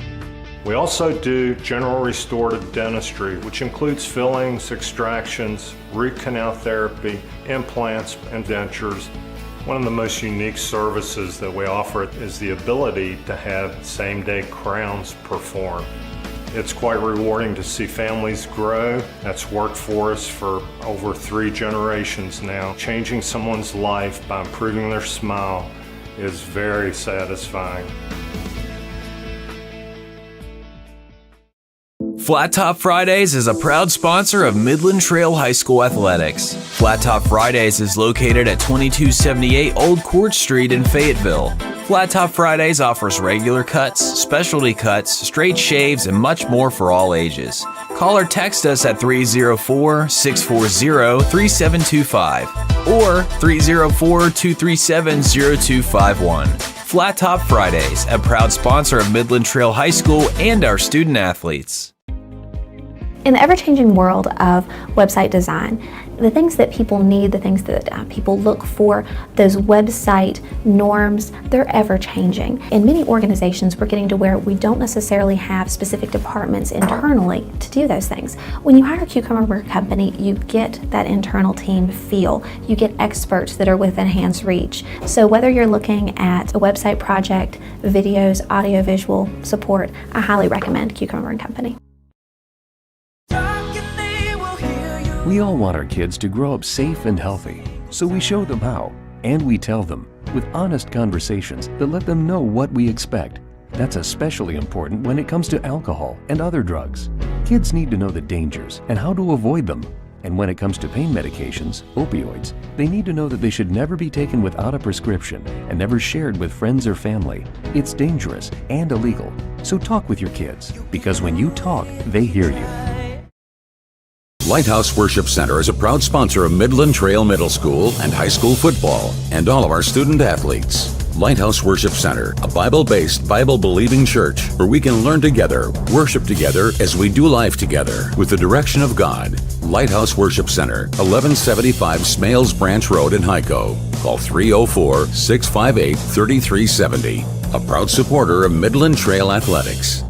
Southern Sons Demolition and Lawn is a proud sponsor of the Midland Trail Patriots. Southern Sons offer a variety of outdoor services such as excavation, lawn care and landscaping, tree removal, material delivery such as mulch, stone, sand, and more. Serving Fayette, Nicholas, and Raleigh counties. Licensed and insured. Choose Southern Sons to bring out the potential for your outdoor oasis. Give us a call at 304-575-0050 or 304-658-8182. Be sure to like us on Facebook. Southern Sons, a proud supporter of your Midland Trail Patriots.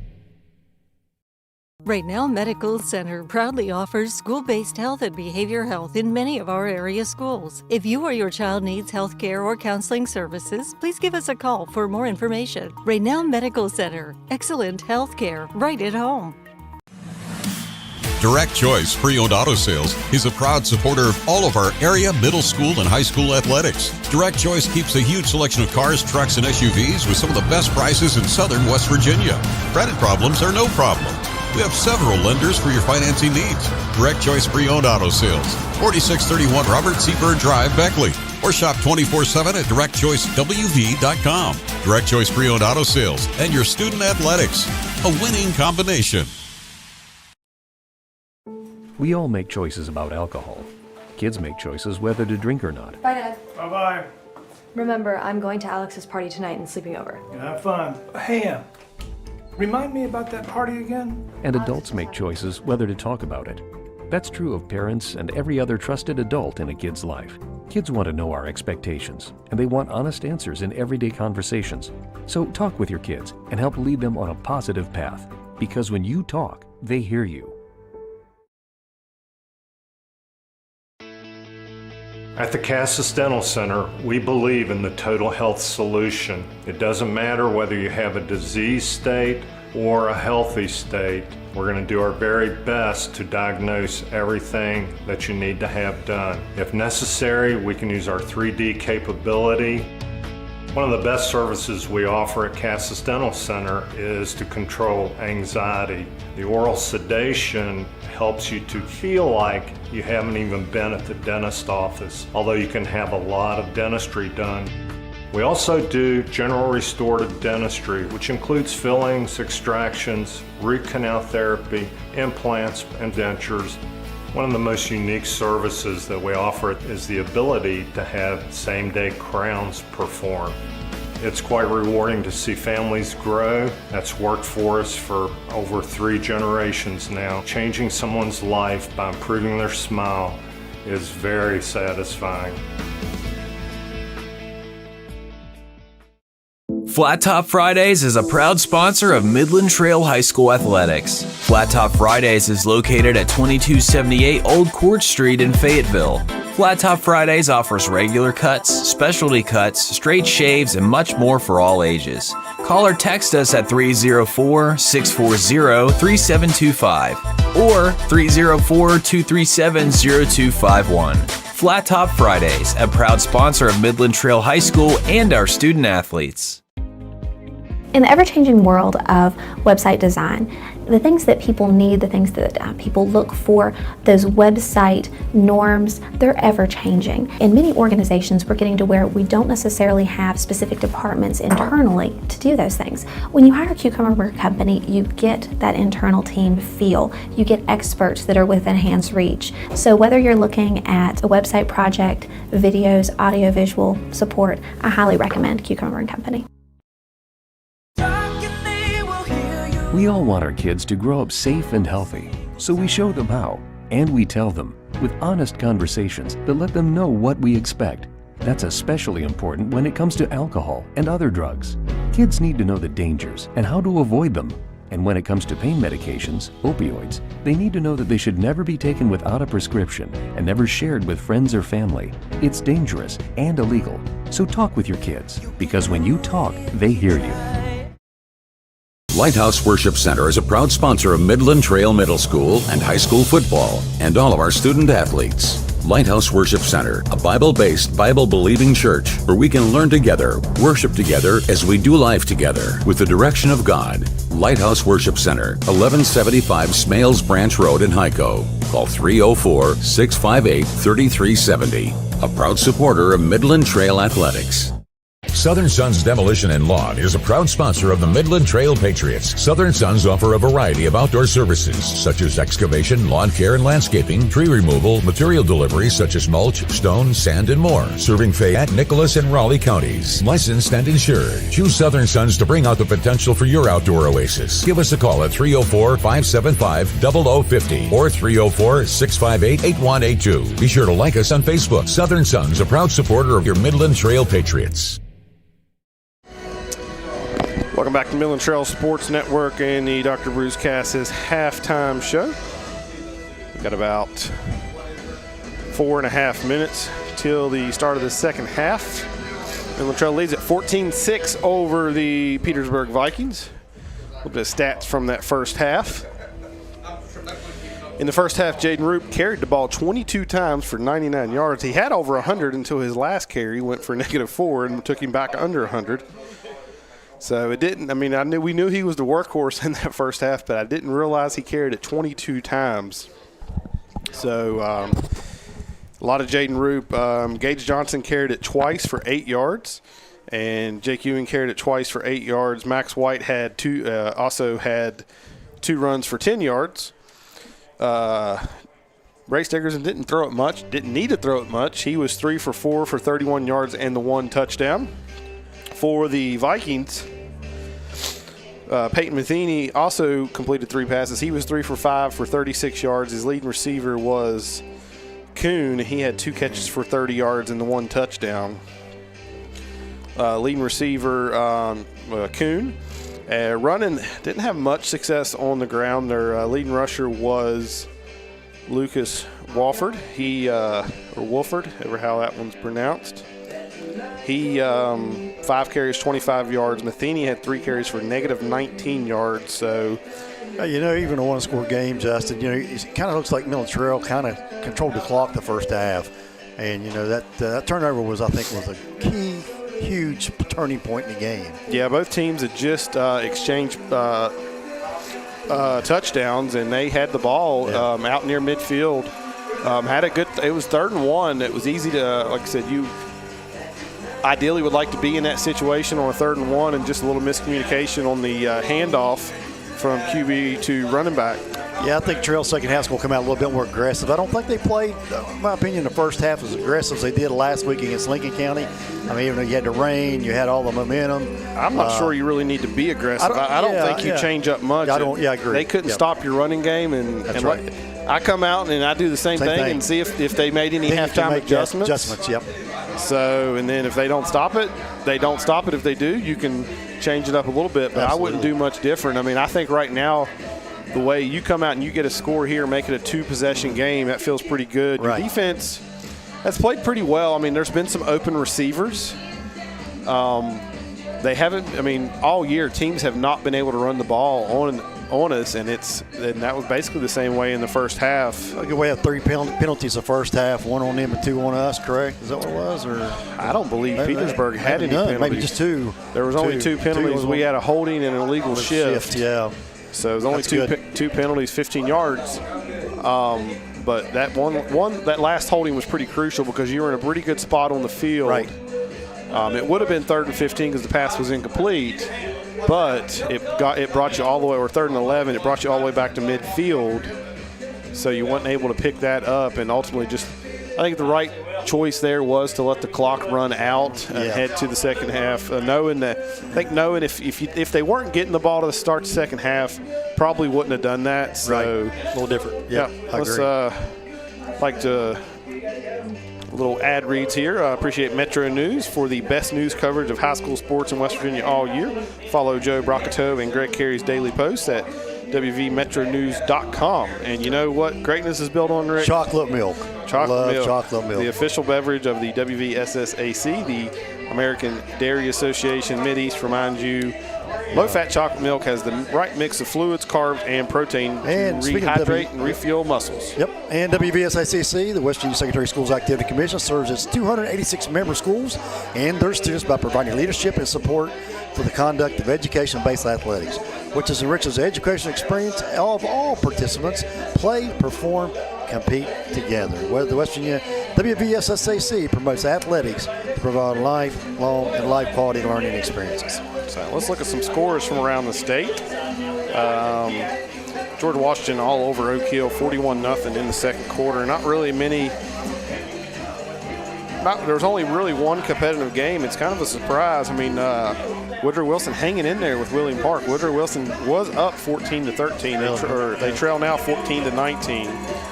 Down in AAA, this is a close one. 14 seed Robert C. Byrd versus number 3 Fairmont Senior. Fairmont Senior only leads that one by 1, 21-0. Always a big rivalry. 21-20 in the second quarter.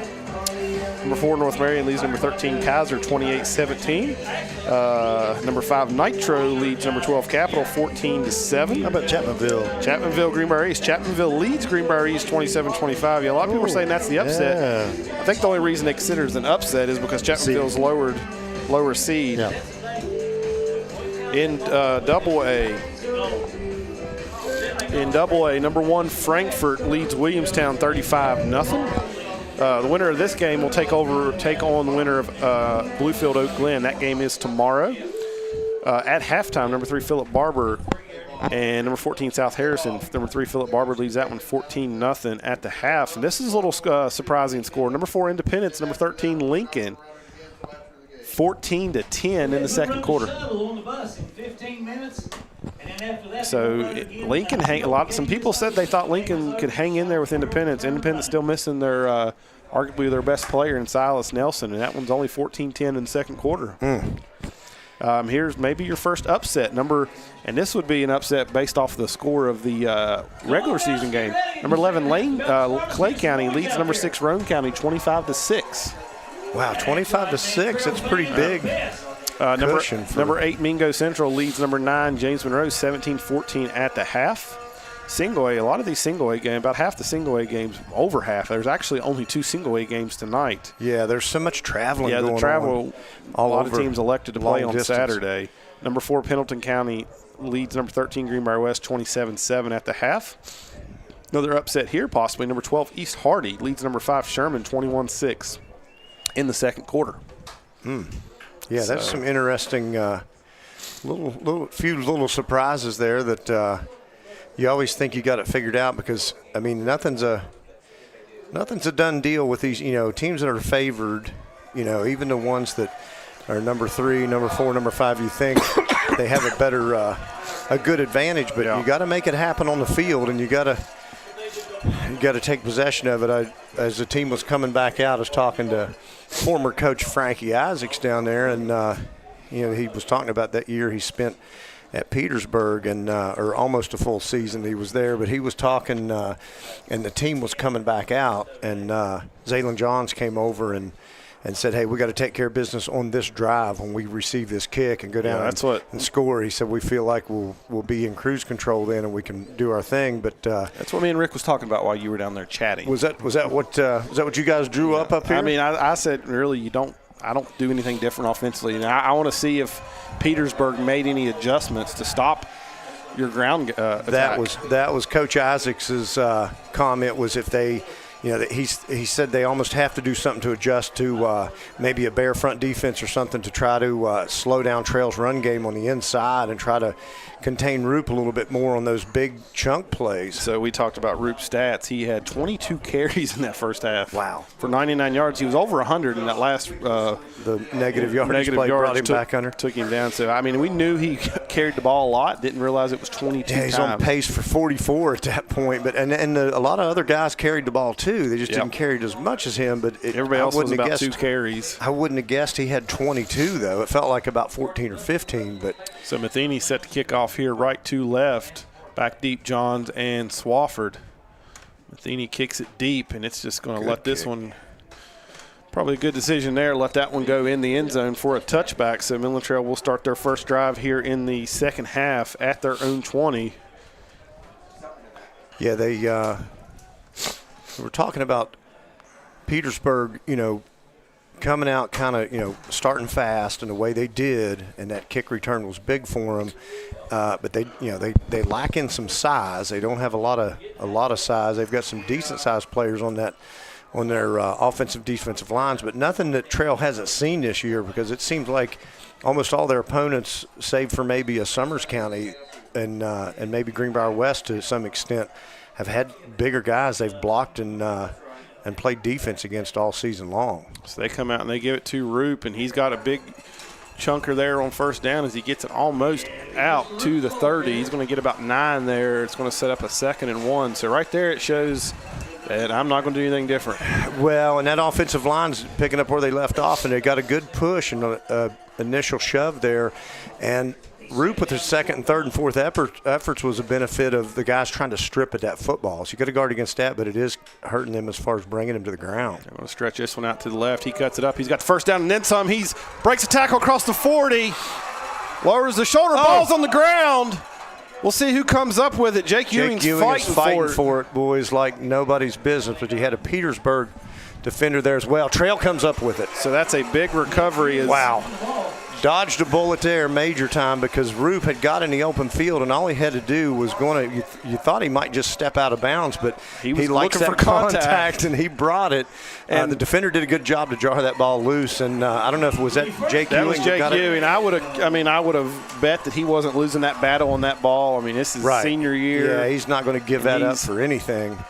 Yeah, it looked like a defender came over kind of late, and Jake had a chance at it. But anything can happen in those scrums. You never know. And then it kind of depends on who the official wants to reward the ball to. So we've got some debris on the field. The beanbag. The fumble bag. Okay. Zaylon Johns was pointing that out to the refs and getting it back to him.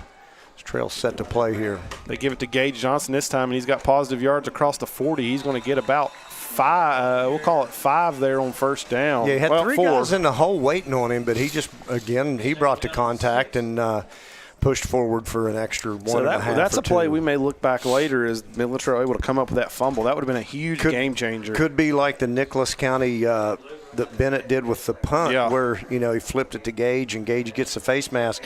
Those little things can swing a game when you're in a tight contest. They give it back to Roop. He gets a good block there by Caden Rose, and he's going to have the first down. Caden Rose basically on his knees there held his block. He did a great job, didn't he? Yeah, blocking from his knees. So they this time Roop was looking to initiate the contact, but went ahead and did a little sidestep out of bounds as the contact came, because he had pretty much all he knew when the journey was over that time, so he went ahead and pulled up on it and stepped out of bounds. So the Trail's going to scrimmage from the 29 of Petersburg. Hands it off to Roop again. He's got positive yards down inside the 25 to about the 24. Again, just 5 yards at a clip. It's 5 yards in a cloud of AstroTurf pellets, and they are just mashing them inside right now. And it doesn't appear that Petersburg has done much to change your defensive front. I don't know. They couldn't really stack the box with any more numbers and throw more hats at that run game than they already were. I mean, they're cheating those defenders way down inside. They're going to flip Jake to the left and hand it off to Roop again. Jake gets a good block, and he's going to maybe have the first down. He is going to have the first down to about the 17, so give him 7 there. Yeah, and he's just knocking defenders backwards as he blasts through. The line gets initial good push, but they're only getting upfield about 2 or 3 yards, and then Roop fires through there and picks up another 2 or 3 beyond that and takes defenders with him as he does it. So now 1st and 10 at the 17. It's just more power football, just punching you in the mouth and seeing if you punch back. This time they go Gage Johnson. He's down, dragging defenders inside the 5, down to about the 3. Thought he was going to break loose and stumble in backwards, but I keep hoping that they're just going to hold on to that ball, because you've got to have ball security, and they've done a good job of that so far. So he gets it down to the 4 there, and they're lining up quickly, not giving this Vikings defense a break at all. A little bit quicker. They give it to Roop, and he is in the end zone, 4-6. Yeah, that was a statement drive again, much like you saw with the first offensive possession of the game for Trail, which was the second overall possession after Petersburg had their shot, and then Trail gets the first chance coming out of the locker room at halftime, and they did what Zaylen Johns said that they were going to do, was going to take it down and punch it in, and then put this thing in control. It's just bully ball from that offensive line. I mean, yeah, this is what you like to see from a Midland Trail, a high snap. Snap high, but kick is nope. Oh. Wait. No good. No good. Couldn't get it. Faked us out with that signal. So hopefully that keeps it a 14-point game. Yeah, hopefully that don't come back to bite you. You like having a 2-score lead, but, man, you I'd really like to thank you, Save, Fred, and Ted's up at Lookout for their support, as well as the other ones that come in for the you'll have to help me out on these. The Dan Uden Construction Company? Is that who we're talking about? Absolutely. Direct Choice Pre-Owned. CO and Direct Choice Hope Pre-Owned. Gas. Go Mart, WVSSAC, Toyota, your Toyota dealers.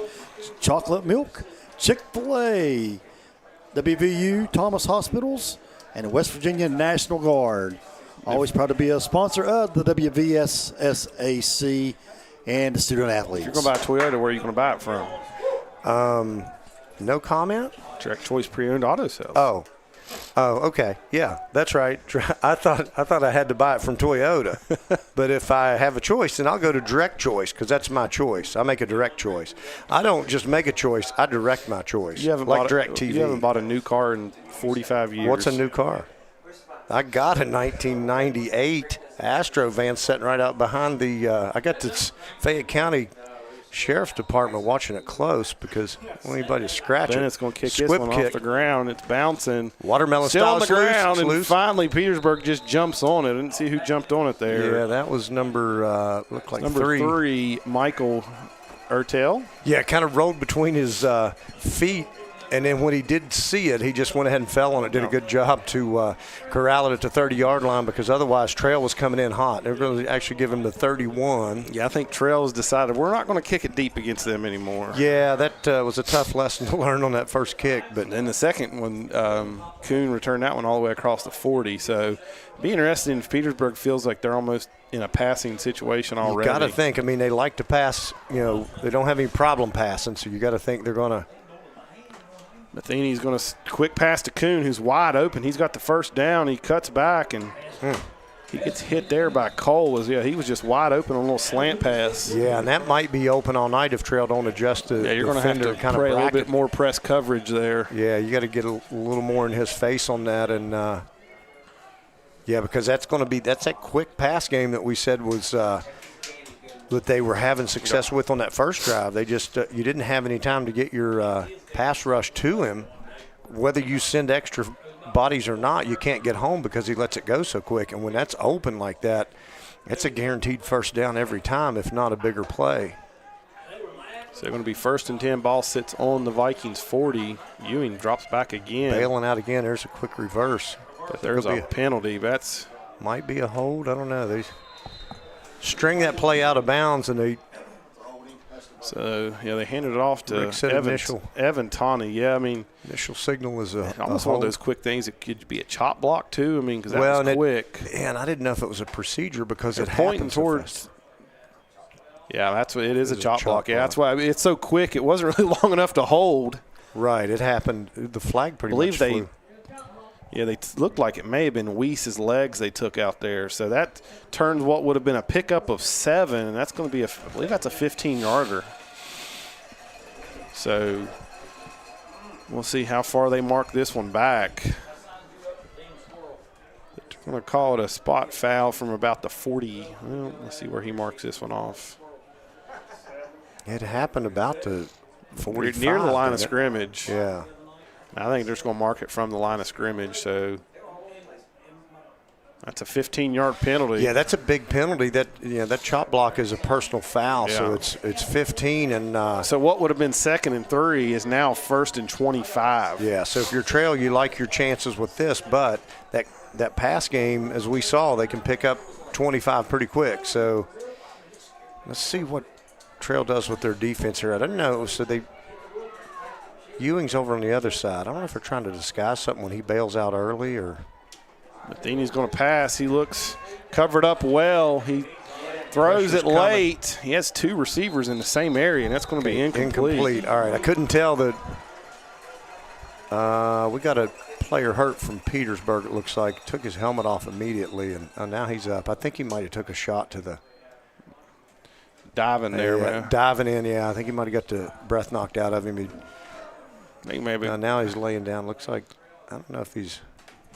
Yeah, they got some attention over here to him. We'll take a quick break while they tend to the injured Viking. 8:17 to go here in the third quarter. Midland Trail leads it 20-6. We'll be right back after these commercials. You wouldn't send your grandma in to play linebacker, right? So why let your cousin Jimmy, with his duct tape and a dream, build your porch or remodel your kitchen? AZCO Construction believes good enough just ain't good enough. Owner Dan Newton and his crew build it right the first time. No, that'll do, shortcuts, no half-nailed decks, and definitely no figuring it out as we go. From custom decks and porches to metal roofing, log framing, plumbing, kitchens, and more, AZCO Construction delivers work that's solid, straight, and Patriot strong. Because this Midland Trail team knows, you can't duct tape your way to a championship, and around here, YouTube's just for watching the Midland Trail Sports Network, not learning how to swing a hammer. So send Jimmy back to the couch and call the professionals today.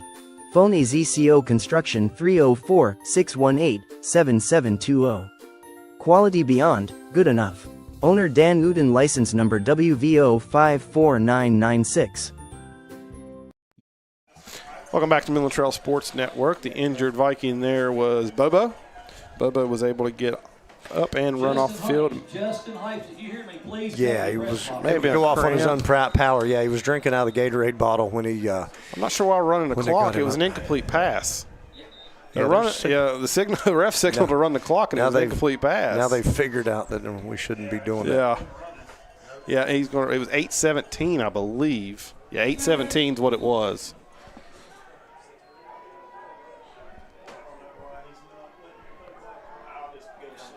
Yeah, I guess he's not too concerned about the 3 seconds, yeah. Quick pass out to Evan Tawney. Oh, no, I thought the ball came loose for a second, but that was just everybody fired up because of the tackle. Great tackle there. I believe that was Johns. Johns was in on that, yeah, and Ewing and then B.J. Cole come over to So he picks give up. Him some congrats. They're going to give him 3 there, so it brings up 3rd and 22. And this is where you just kind of got to keep everything in front of you. Right. Nothing.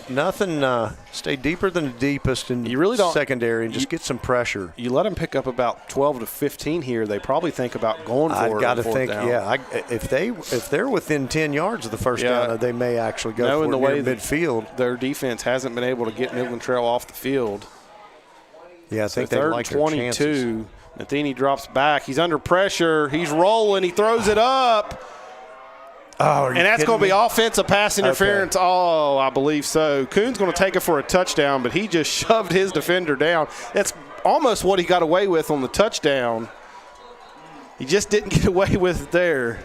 Yeah, hopefully that's offensive because I don't see how it could be anything else, but we'll wait for the call. Yeah, that's offensive pass interference. That goes for about a 67-yard touchdown. Again, Trail's defense was in a good spot, and I thought, okay, you might be able to pick this. But he just came up. Well, he was in a good spot until he got pushed down. Yeah, so that when you create an unfair advantage for the defender, as the offensive player, then they have to throw that flag. You just don't see it a lot. Now we've seen it 2 weeks. We saw it last week?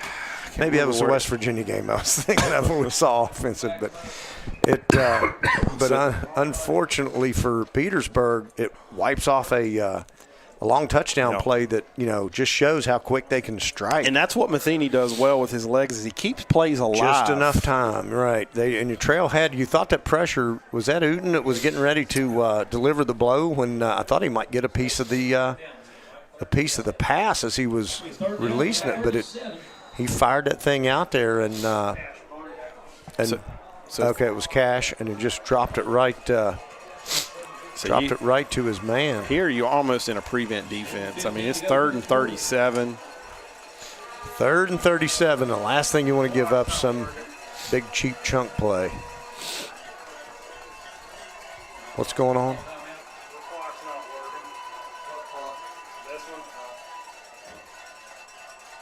So Matheny drops back, throws it up for grabs again to Kuhn, and Kuhn catches it just enough for the first down as that was dropped in a bucket by Peyton Matheny. It was great. It was pretty good coverage out there.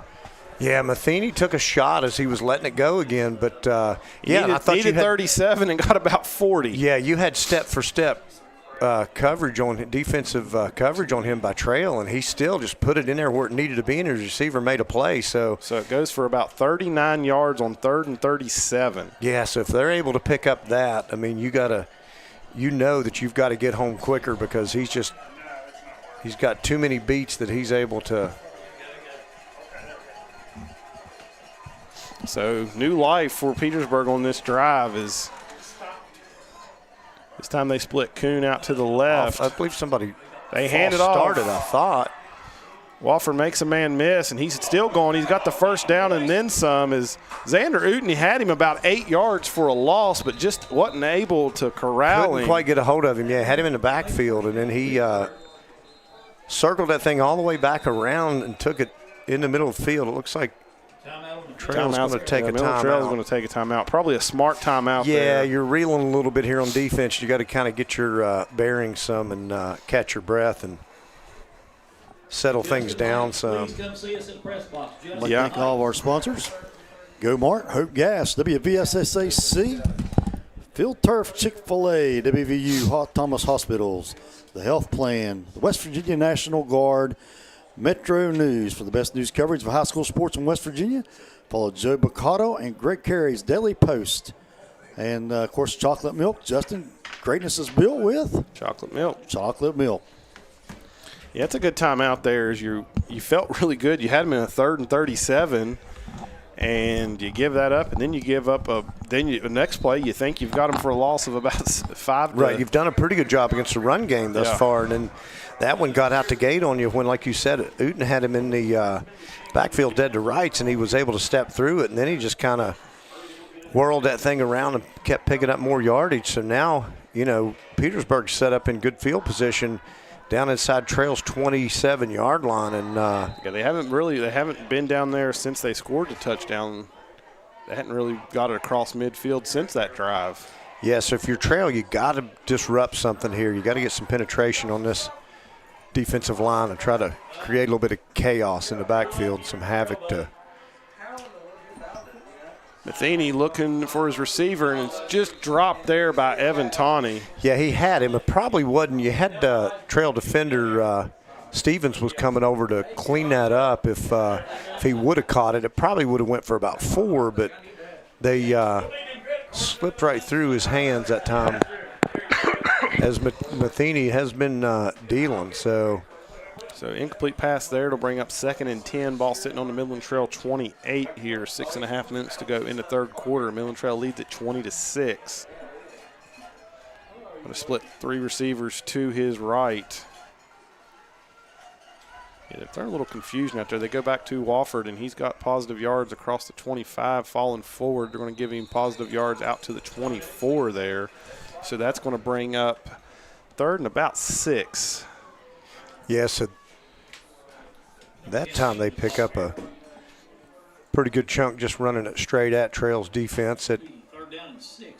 It's almost like it's a little bit of hesitation by Trail's defense where they doesn't seem like they can feel like they can totally just rush hard to shut down the run like we've seen in the past weeks because they think this pass could be coming out of that. So we're going to go tight formations here over to the left. We're going to go empty set.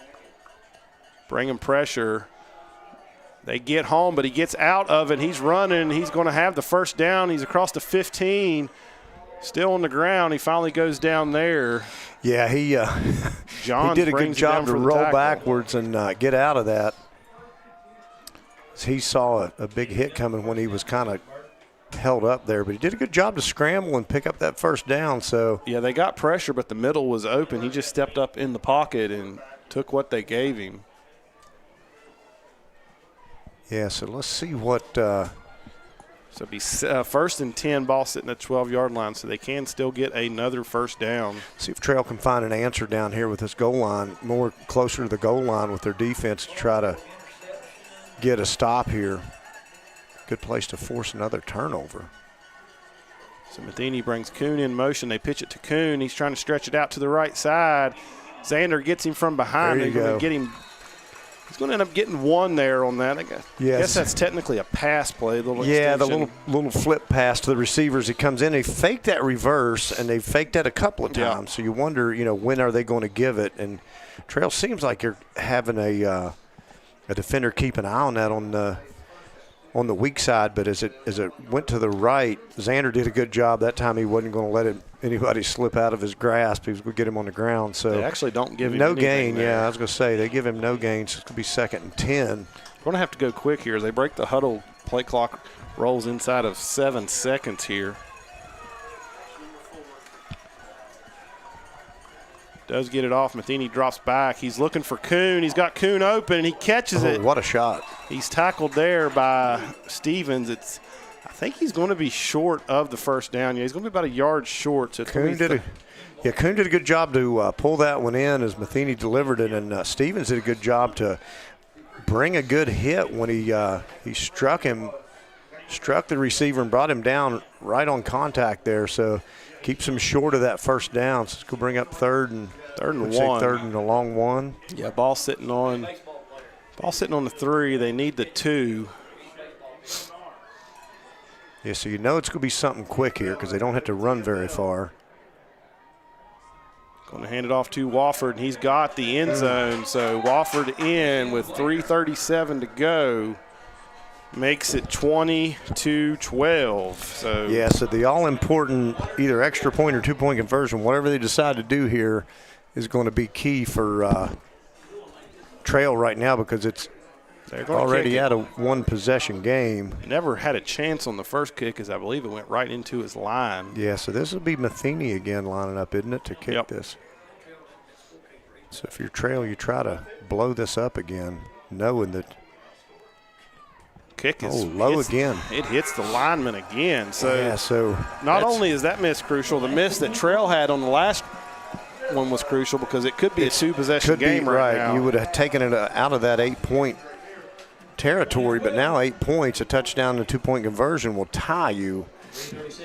the way it's set. So Trail did what they needed to do in the opening possession of the second half, drove down and got to score and got a little bit more separation, but Petersburg right back in it with a long drive of their own, aided by the big 40-yard pass. Yeah, big play was 39-yard completion from Matheny to Kuhn on 3rd and 37. Previous play to that was a pass interference touchdown called back for Kuhn.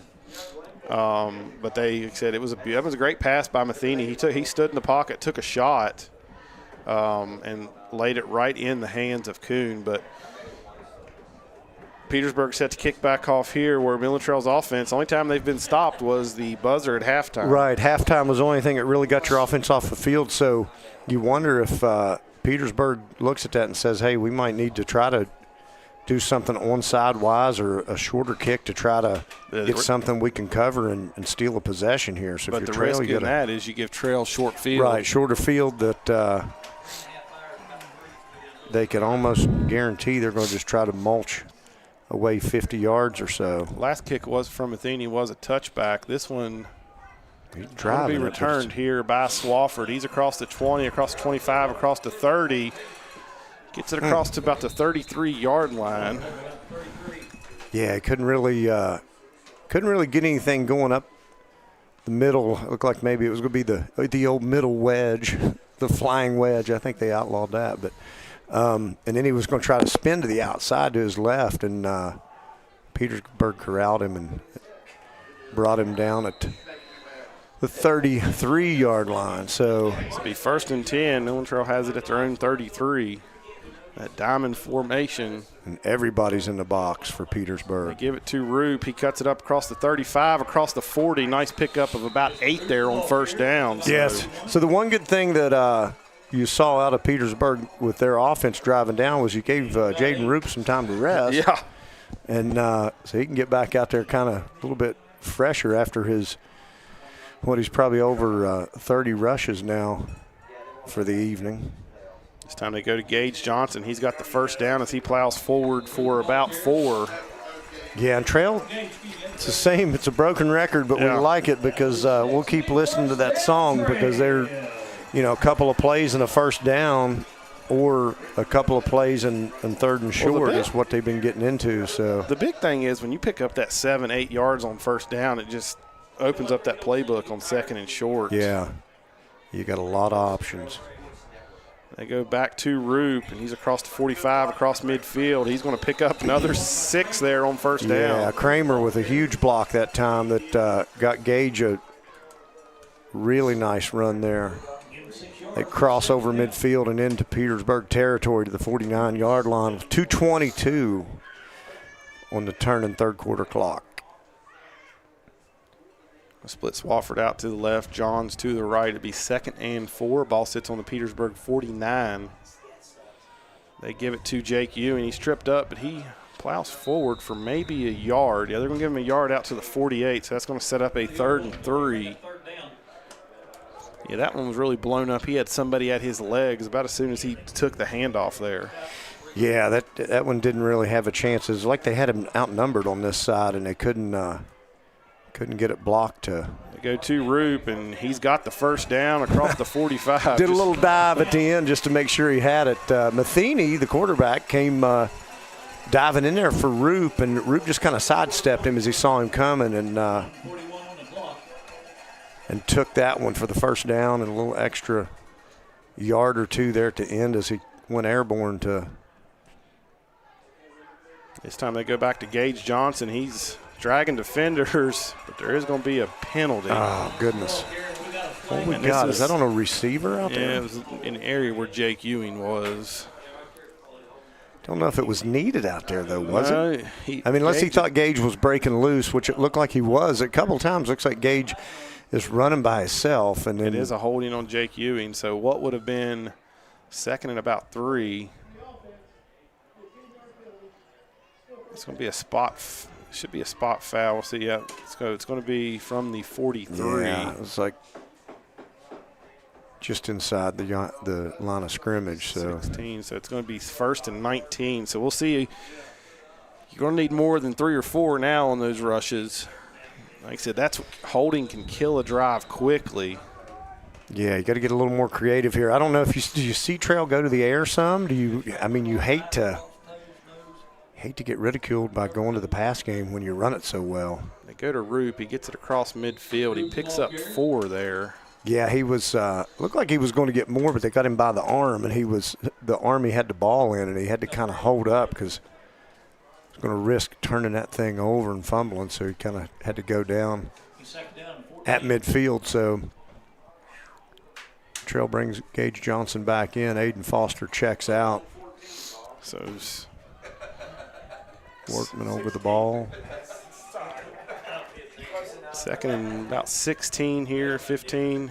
They go back to Roop and not going to get much there. He gets positive yards. That's going to bring up a 3rd and long. I look for him just to let this one go to the end of the 3rd quarter and see what you can draw up on 3rd and long. Yeah, give yourself the free time out with the quarter change and going into heading into the 4th. But Petersburg knows. They knew they had him behind the chains, and if Trail was, committed to running the ball, they just brought everybody up on that line of scrimmage to stop that run. So you're seeing those run plays just kind of choke down a little bit now. So that will do it for the 3rd quarter as Midland Trail leads Petersburg 20-12 to be 3rd and 14 when we come back from these commercials. Raynell Medical Center proudly offers school-based health and behavior health in many of our area schools. If you or your child needs health care or counseling services, please give us a call for more information. Raynell Medical Center, excellent health care right at home.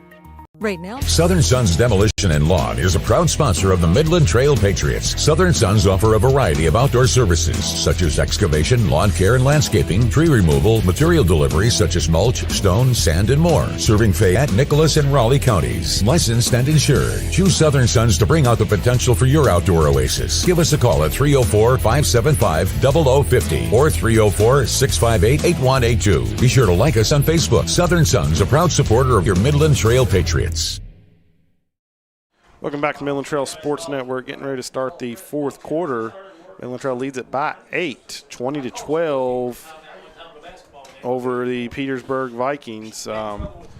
May see Midland Trail have to do something here they haven't really needed to do is Dickerson's yet to throw it in the second half. He only threw it 4 times in the first half. He was 3 for 4, but it is 3rd and 14. And yeah, this is one of those, can you run it when they know you're going to run it? Can you throw it when they know you're probably going to throw it?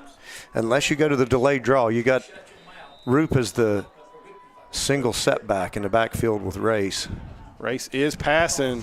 Swafford streaking. He throws it down to Swafford, and it is underthrown. And Swafford contact?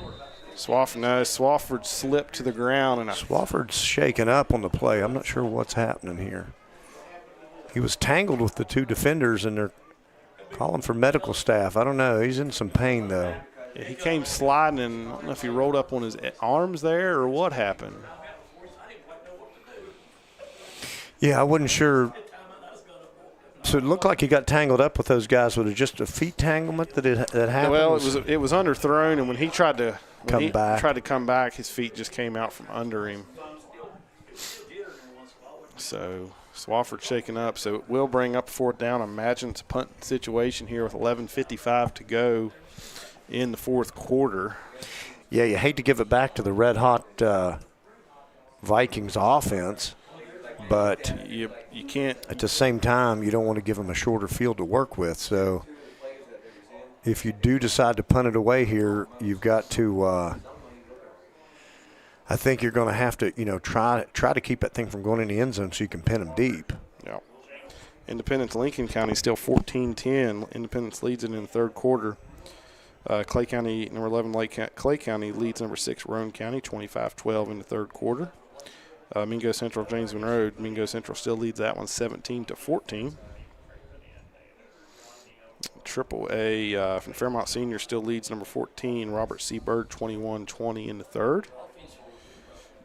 Forward North Marion leads number 13, Kaiser, 28-17. Number 5, Nitro leads number 12, Capital, 14-7 in the 2nd. They're helping Swafford up. He's got a noticeable limp. Can't put a lot of weight on that right leg. So Chapmanville still leads Greenbrier East 27-25. Yeah, I don't know if when he slid, he rolled up on that leg. He's not able to put any weight on that right leg. Yeah, that's a good gesture by the Petersburg defender coming over and dapping him up there and telling him hang in there. So, yeah, so hopefully Swofford will be all right. So they, it's a big fourth down coming up. Looks like they're calling him back over for last little instructions before they go out to what looks like they're going to punt it away this time with Bennett. You know, it's just that holding, like I said, as it does a lot, it just kills the drive, especially 1st and 10 right there, dropped it back. What would have been like 2nd and 5 instead was 1st and 19. So Dakota Bennett on to punt. Ball sitting at the Petersburg 48. They get a delay of game. Yeah, it looks like we get a delay of game coming out of the injury timeout, which was unfortunate. There was a little bit he just wanted more room to punt. Well, maybe it's not the worst thing in the world as long as he gets a good foot off here with this punt. But they did call him back over for those final instructions before they went out, which kind of held him up a little bit. Low snap, punt is off. It's a high punt. It's not the longest. Coon's calling for a fair catch. He catches it at about the 24. So Petersburg will start there with 11:48 to go.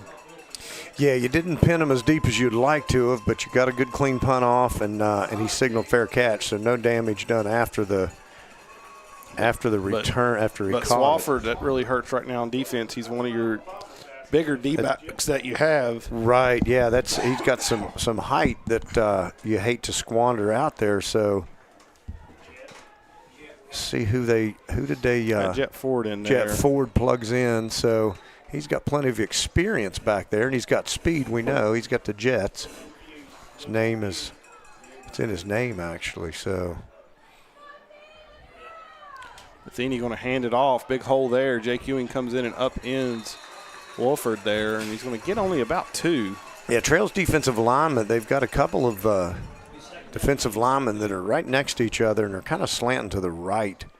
And it's kind of creating a natural hole where the linebackers would fill. And it looks like Petersburg's just trying to run a trap play up in that spot. And that's given him that initial couple yards, and they're just trying to make something happen after that. But the linebackers are doing a good job to keep him so far contained within just those couple yards. So Matheny's going to have 3 receivers to his left. No one on the right side of the field. Somebody left early, I thought. But Matheny under pressure. He rolls out. He's just going to throw it away. Yeah, that was a good choice by him because he had all kinds of pressure. He had Gage Johnson and Cordell. Max White had timed up a blitz again, and he was starting to get through there. And I know Uten probably was lurking someplace from around the corner. So Matheny there, Matheny only a sophomore, but I believe he played most of his freshman year last year. So he's sophomore with the title, but he played very Yeah, you'd think he's a senior there, the way he slings it around. So big third down here. It's 3rd and 8. Trail defense just needs to hold up for a play quick here. Pass. It's intercepted by Zaylen Johns. Looking for a return. Oh, they corralled him quick. Great job by Trail defense. I don't know what happened there. He didn't really have pressure yet. He threw the ball before the receiver was ready, and Zaylen was playing back, and he just got lucky there. He threw it right to him. Did he throw it quick because he had somebody coming, or he just mistimed it, I guess? I don't know if that was the play design there or what. He sailed it over his head, and I think even if a receiver was turned around looking and reaching for it, it would have been hard for him to pull in. But Zaylen John's in the right place at the right time, picks that off, and sets Trail up at the 35. So you got to get a touchdown out of this and get this back to a 2-score lead. So ball sitting on the 35. Good return there from John, setting Midland Trail up with great field position. They're going to go lone running back Roop to Dickerson's right. And they're going to hand it to Roop. He cuts it in. He's across the 30 down to about the 29. Yeah, mark him at the 30, so a nice 5-yard pickup there on first down. And this drive right now, this possession is about nobody except the Trail offensive line. It's all about this offensive line moving their men out of the way and just giving the backs room to work. Yep. Matheny coming in, he's thrown 10 picks on the year. That was his 11th, so he was averaging a pick a game, and there was his one for this game. You think he's got another one he'd be willing to I'm worried pad his stats a little bit go with? Get a touchdown right here and feel pretty good. They fake it to Johns, give to Roop, and he falls forward. He's going to get positive yards That there. worked out for 2 yards, but it is going to bring up 3rd and 3. Bring up 3rd and about 3, long 3. So, yeah, that was interesting. The fake actually hurt the play some. If he would have handed it to the initial fake man, I think he might have got more out of it than what they did with the give to Roop that time. Back to Aiden Foster was single coverage. They give it to Roop, and he is fighting. He's got the first down and then some as he's dragging Vikings inside the 20. Powerful run by Roop again. He's just not being denied. He's just, we got a late activity and a flag and a couple of flags, and not sure. I'm hoping this is offsetting if it's not. Trail guys were in the mix. It should be first down nonetheless, but let's hope we didn't get just backed up 15 yards. I saw Gage Johnson walking back kind of like, I don't know what's going on. I don't know why. I'm dead in the ball, middle of personal foul on Midland Trail.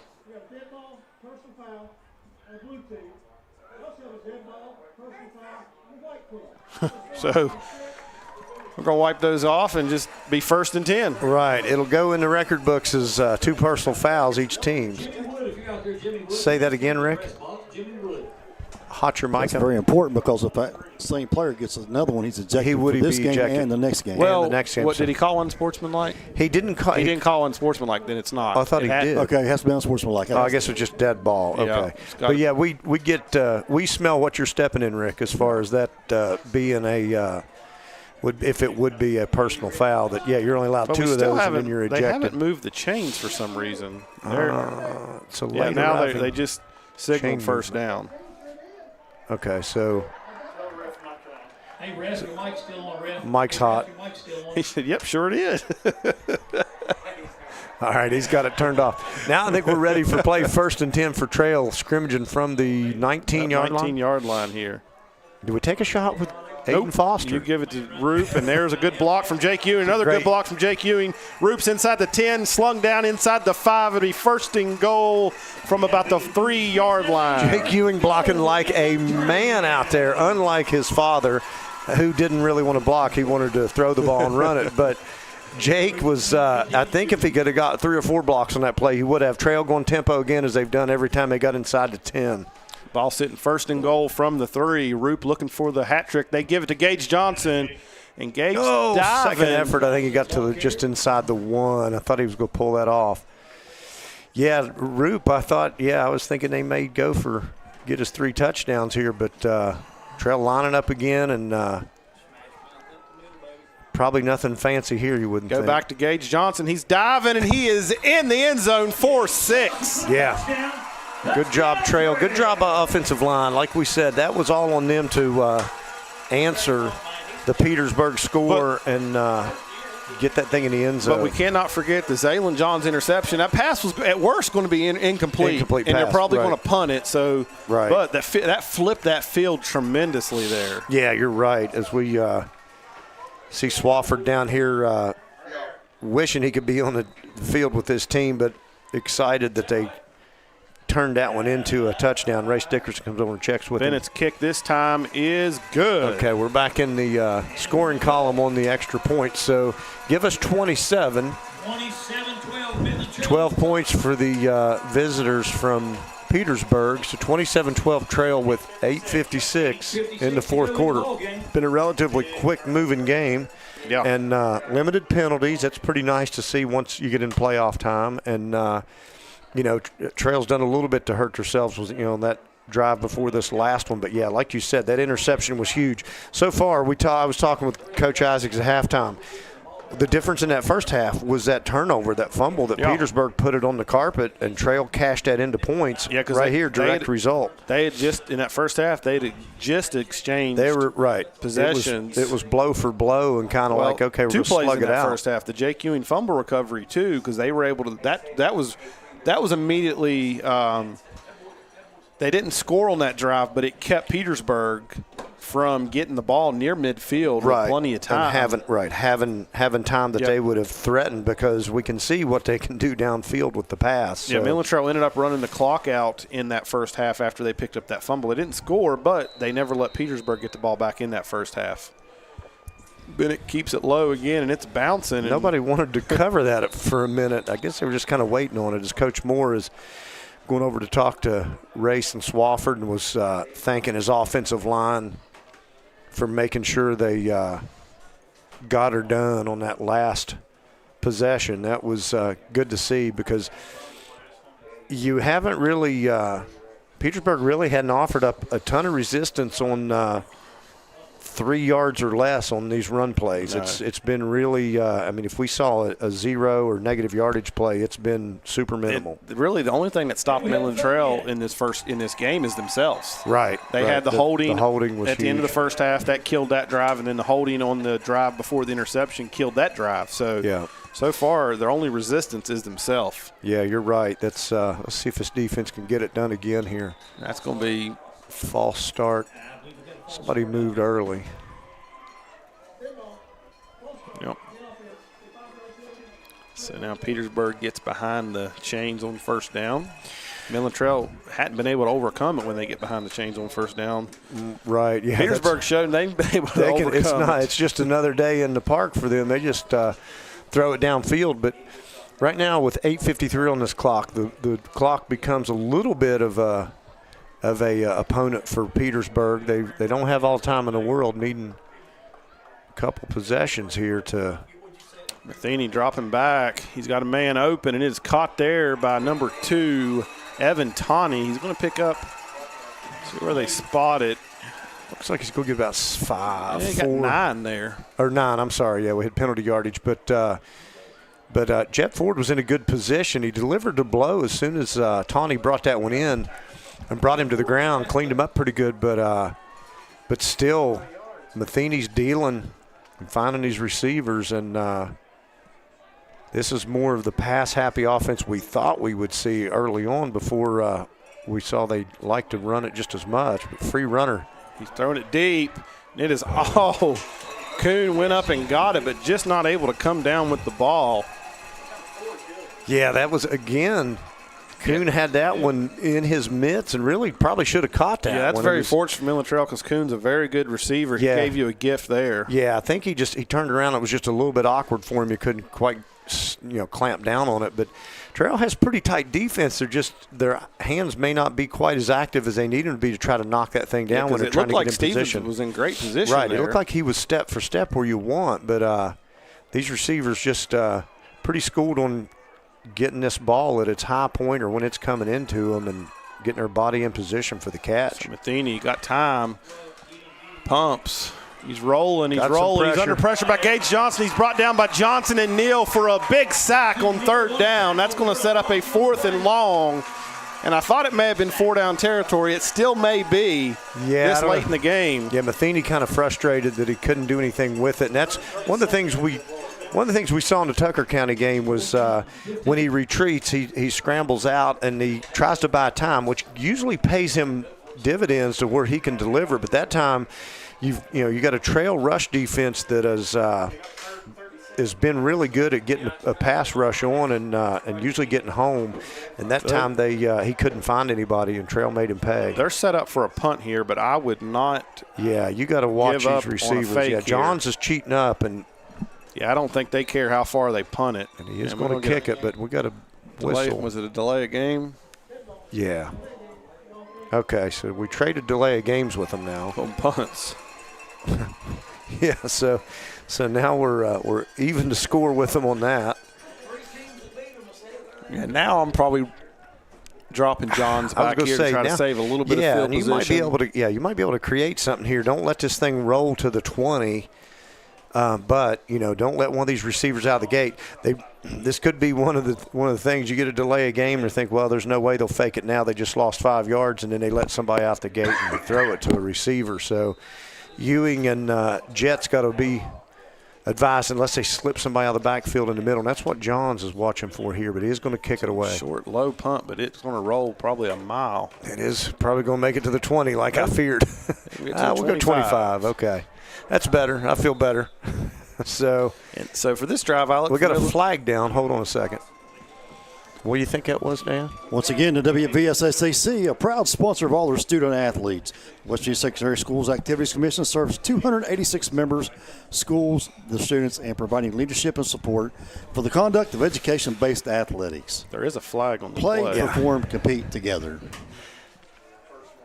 The guy doing our reads, does he just drop in from the ceiling when he starts doing it? It's like he comes in out of the sky. Metro News, for the best news coverage on high school sports in West Virginia all year, follow Joe Picardo, which he was here a couple weeks ago. He was here today. I saw him tonight. Here today, yeah. Yeah, he had his camera and Greg Carey's daily post on WVMetroNews.com. So it was a holding, so we're going to be back to the 15 now. I don't know if you'll get Greg Carey to come out of Morgantown. He likes to – I think he pulls the seniority or something with Bricado and says, I'm staying up around Bricado ain't afraid to go Morgantown. anywhere. Bricado likes the mileage. He's like, give me miles. They're a little confused on the spot. I do be the back same that far, thing. Yeah, it's going to be further than that because it was a holding. Was it a hold? Yeah. Oh, okay. We thought there might have been a – So here offensively, I'm probably not changing much. I'm still going to run it and dare you to stop it, but I'm probably going to be a little bit more methodical with it. Yeah, and you just – I mean – job one is value the ball and take care of the possession. And don't turn this thing over and just do what you've been doing. There's really no sense in showing off your passing game. They give it to Roop, and he breaks the tackle. He's cutting it across the field. He's going to get it out to about the 17. He's going to pick up positive yards there on first down. Oh, goodness. Another flag flies. Was that – frustrations are running high now for Petersburg. It looks like somebody's going to come out of the game. So that was body blow. Somebody threw a body blow. Oh, was that what? Oh, I thought it was near Roop. So somebody and the ref swung and maybe landed a. Oh. You get number 18. That's Wolford. He is automatic out of the eject. game, and if they would happen to advance to play next week, he would be out of that game. And if he plays any other sports, he's going to miss a few in those games as well. I'll tell you what, that was, punched Roop in the back, and I'll tell you, good job by Roop to not retaliate, keep us cool, because that's something that would stir me up pretty good. But yeah, I think which if you saw there, a couple offensive linemen got him. Right. Pulled him out. Yeah. Good heads-up play by those guys, too, taking care of their So their starting running back is out of the game. I'm not sure how much he was used in the run game. He was their leading rusher, but I'm sure they would probably throw to him as well. But you hate to see him get kicked out of the game like that, but you got to whenever you're going to do something that's unsportsmanlike. That's just you throw a punch. That's that's the big no-no. Especially when it's on the ball carrier. I mean, that's who the officials are looking at. And right, it's not like you're going to hide that. No. So that moves it, there was going to be about second and 7 from the 18. Now it's 1st and 10 all the way out to 33. Johns with good sportsmanship with number 4 over here. They give it to Roop. He wiggles his way through for another 6 yards there. Yeah, another tough run for Roop. Not sure how many carries Roop's up to right now, but 39 rushes for 39 carries for Roop. It might be a record for him, I would say, running the ball. That's a Meadow Bridge running back stat line right there. Yeah, you find something that works, you don't not only keep doing it, you keep doing it and you add to it. But, you know, he's probably pushing 200 yards. He had 99 in that first half. Yeah, he's stacking them up. And they're giving it to him again, and he's got the first down, but we do got a penalty. I believe that's going to be a flag. He got the first down yardage, but like you said, it's probably going to come back. They threw it right over in the middle of the interior line. Yeah, it's unfortunate there for number 18, letting his emotions get the best of him. Yeah, you hate to see that. Is he a senior this year? He is a senior. Yeah, that's unfortunate that, there's frustration, I guess. Well, nothing's more frustrating when a team is running it right at you and you haven't been able to do anything to stop it, and you just want to somehow stop it and you can't, and especially like you said, when you know it's coming and you can't stop it, and you know they could tell you, hey, we're running right there, and I think they would still get positive yards. So they're going to mark that one back to the, I guess they're going to call it the line of scrimmage. So they mark it all the way back to the 29. So it'll be 2nd and 15. It would somehow that ended up being an 11-yard penalty. Yeah, that was a little heavy on the yardage side, wasn't it? They go to Gage Johnson. He picks up a little bit of it back. He gets it across the 30 down to about the 34. It's going to set up a 3rd and 9. And, you know, I don't know if I risk throwing it here. It's tough because you're doing such a good job running it. It'd be hard to rip off 9 yards. I don't think you're going to go for it unless it's 4th and less than a yard. But if you throw it, do you have a Gage Johnson play that you feel good about? You probably do. Yeah. But high risk, high reward. I mean, you get this first down, it's almost game over at that point. Yeah, when you turn it over here, you give them new life. Right. If you give them the ball down here, and you're going to get a delay of game, so that might help make a decision for you. You ran some extra clock, but you know, if it works how the delay of games have been, the clock will start again as soon as it's set, so you can run another 45 seconds off. Well, he didn't start it. See, a few times they've started it after the delay. I know. I don't know what the rhyme or reason is on that, but they are going to pass. Dickerson's looking for Foster. He's going to dump it off to Jake Ewing. He lowers the shoulder, gets it out to the 40, so he picks up. Yeah, Jake was coming in hot. He picks up 10 there. Yeah, that was a good pickup. I'll tell you, he lowered the shoulder and did deliver the blow, but Coach Moore, the decision to make. I'm probably going to punt it and trust my defense again. Race over here. Yeah, it looks like he's bringing the punt team on. You can run this down to inside. It's going to be probably about 4:10, 4:15 or so once this punt is down. Yeah, you're talking about possessions now and how many possessions they've got to have to get yourself back in it. And once again, the only thing that has stopped Midland Trail tonight is themselves. Lets the clock go to about 2, gets a high booming punt. Good punt. Kuhn catches it about 22, makes a man miss. He's got the sideline. He's pushed out of bounds there. Takes a shot from Jaden Roop. Wow. That was like a brick wall that he hit.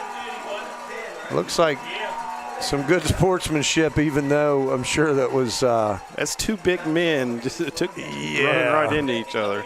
Roop was like, man, I'm tired of running the ball and not getting to hit anybody other than carrying the ball with me. So they do get a good return there. So the ball's going to be sitting at their own 48 here. 4:07 to go. Petersburg trails by 15. They still have all 3 timeouts. So a quick score here would be crucial for Petersburg. Midland Trail. If your Trail's defense, you just settle in and create havoc in the backfield for the quarterback because you know he's going to be slinging it. Yeah. You know he's going to take some chances because they got nothing to lose at this point because they need 15 and 4:07. Matheny drops back to pass. He's under pressure from B.J. Cole. Xander Uten's chasing as well. Cash Barnhouse coming from the other side. Matheny's going to keep it himself. And he's going to run out of bounds near the first down marker. I don't know if he got it or not. It's going to be close. Super close. It looks like he's right at it. And it looks like they're giving it to him. Yeah, they're going to give him a first down. So he needed 10, and he got about 10. Yeah, I'll tell you, it was a nifty scramble because B.J. Cole, I thought, was maybe going to be able to sell out and dive at his feet, and then Xander was stretching every bit he could and Cash to try to reach him, and then Cash was coming too, and it was – Cash was just on too far away from the play to chase him down. That moves the ball into Midland Trail territory down to the 42 of the Patriots. Clock sits at 3:58. Yeah, that out of bounds was huge because it stopped the clock. Matheny dropping back to pass. Under pressure again from Johnson. He's just going to throw it away. He was outside the pocket there. Yeah, that was a good call by him because he didn't have to worry about the what's going to be crucial for Petersburg if they do score. Do you go for the 2-point conversion now? I think I probably do the way my first 2 kicks have went. Right. I don't know that you just go for the 2-point conversion both times. Yeah, Cade Johnson coming off limping a little bit there. Throw that extra point play away on the kick, and you just plan on having your offense out there to go for 2. That's if they reach the end zone. Trail's defense has different aspirations, different thoughts here on this, so they're thinking maybe they can create another pick because they've got pressure pretty good the past couple times. Quick pass out to Kuhn, who I thought left a little early there, but he got away with that one, so he's going to get another first down. Yeah, he just kind of sat down behind the stick or after he passed the first down sticks and on the 30-yard line and just kind of turned and went out of bounds. So Petersburg down to Trail's 30. And the thing is, they're getting out of bounds. Getting out of bounds and working that clock. So they're doing a good job of clock management. 3:46 left. And yeah, so Matheny as a sophomore really, he commands this offense. And he looks quicker. I think he's quicker on this turf than he looked against Tucker on that Parsons field last night when I was watching him. Matheny dropping back to pass again. He's under pressure. He rolls out. He's going to keep it himself and pick up what he can.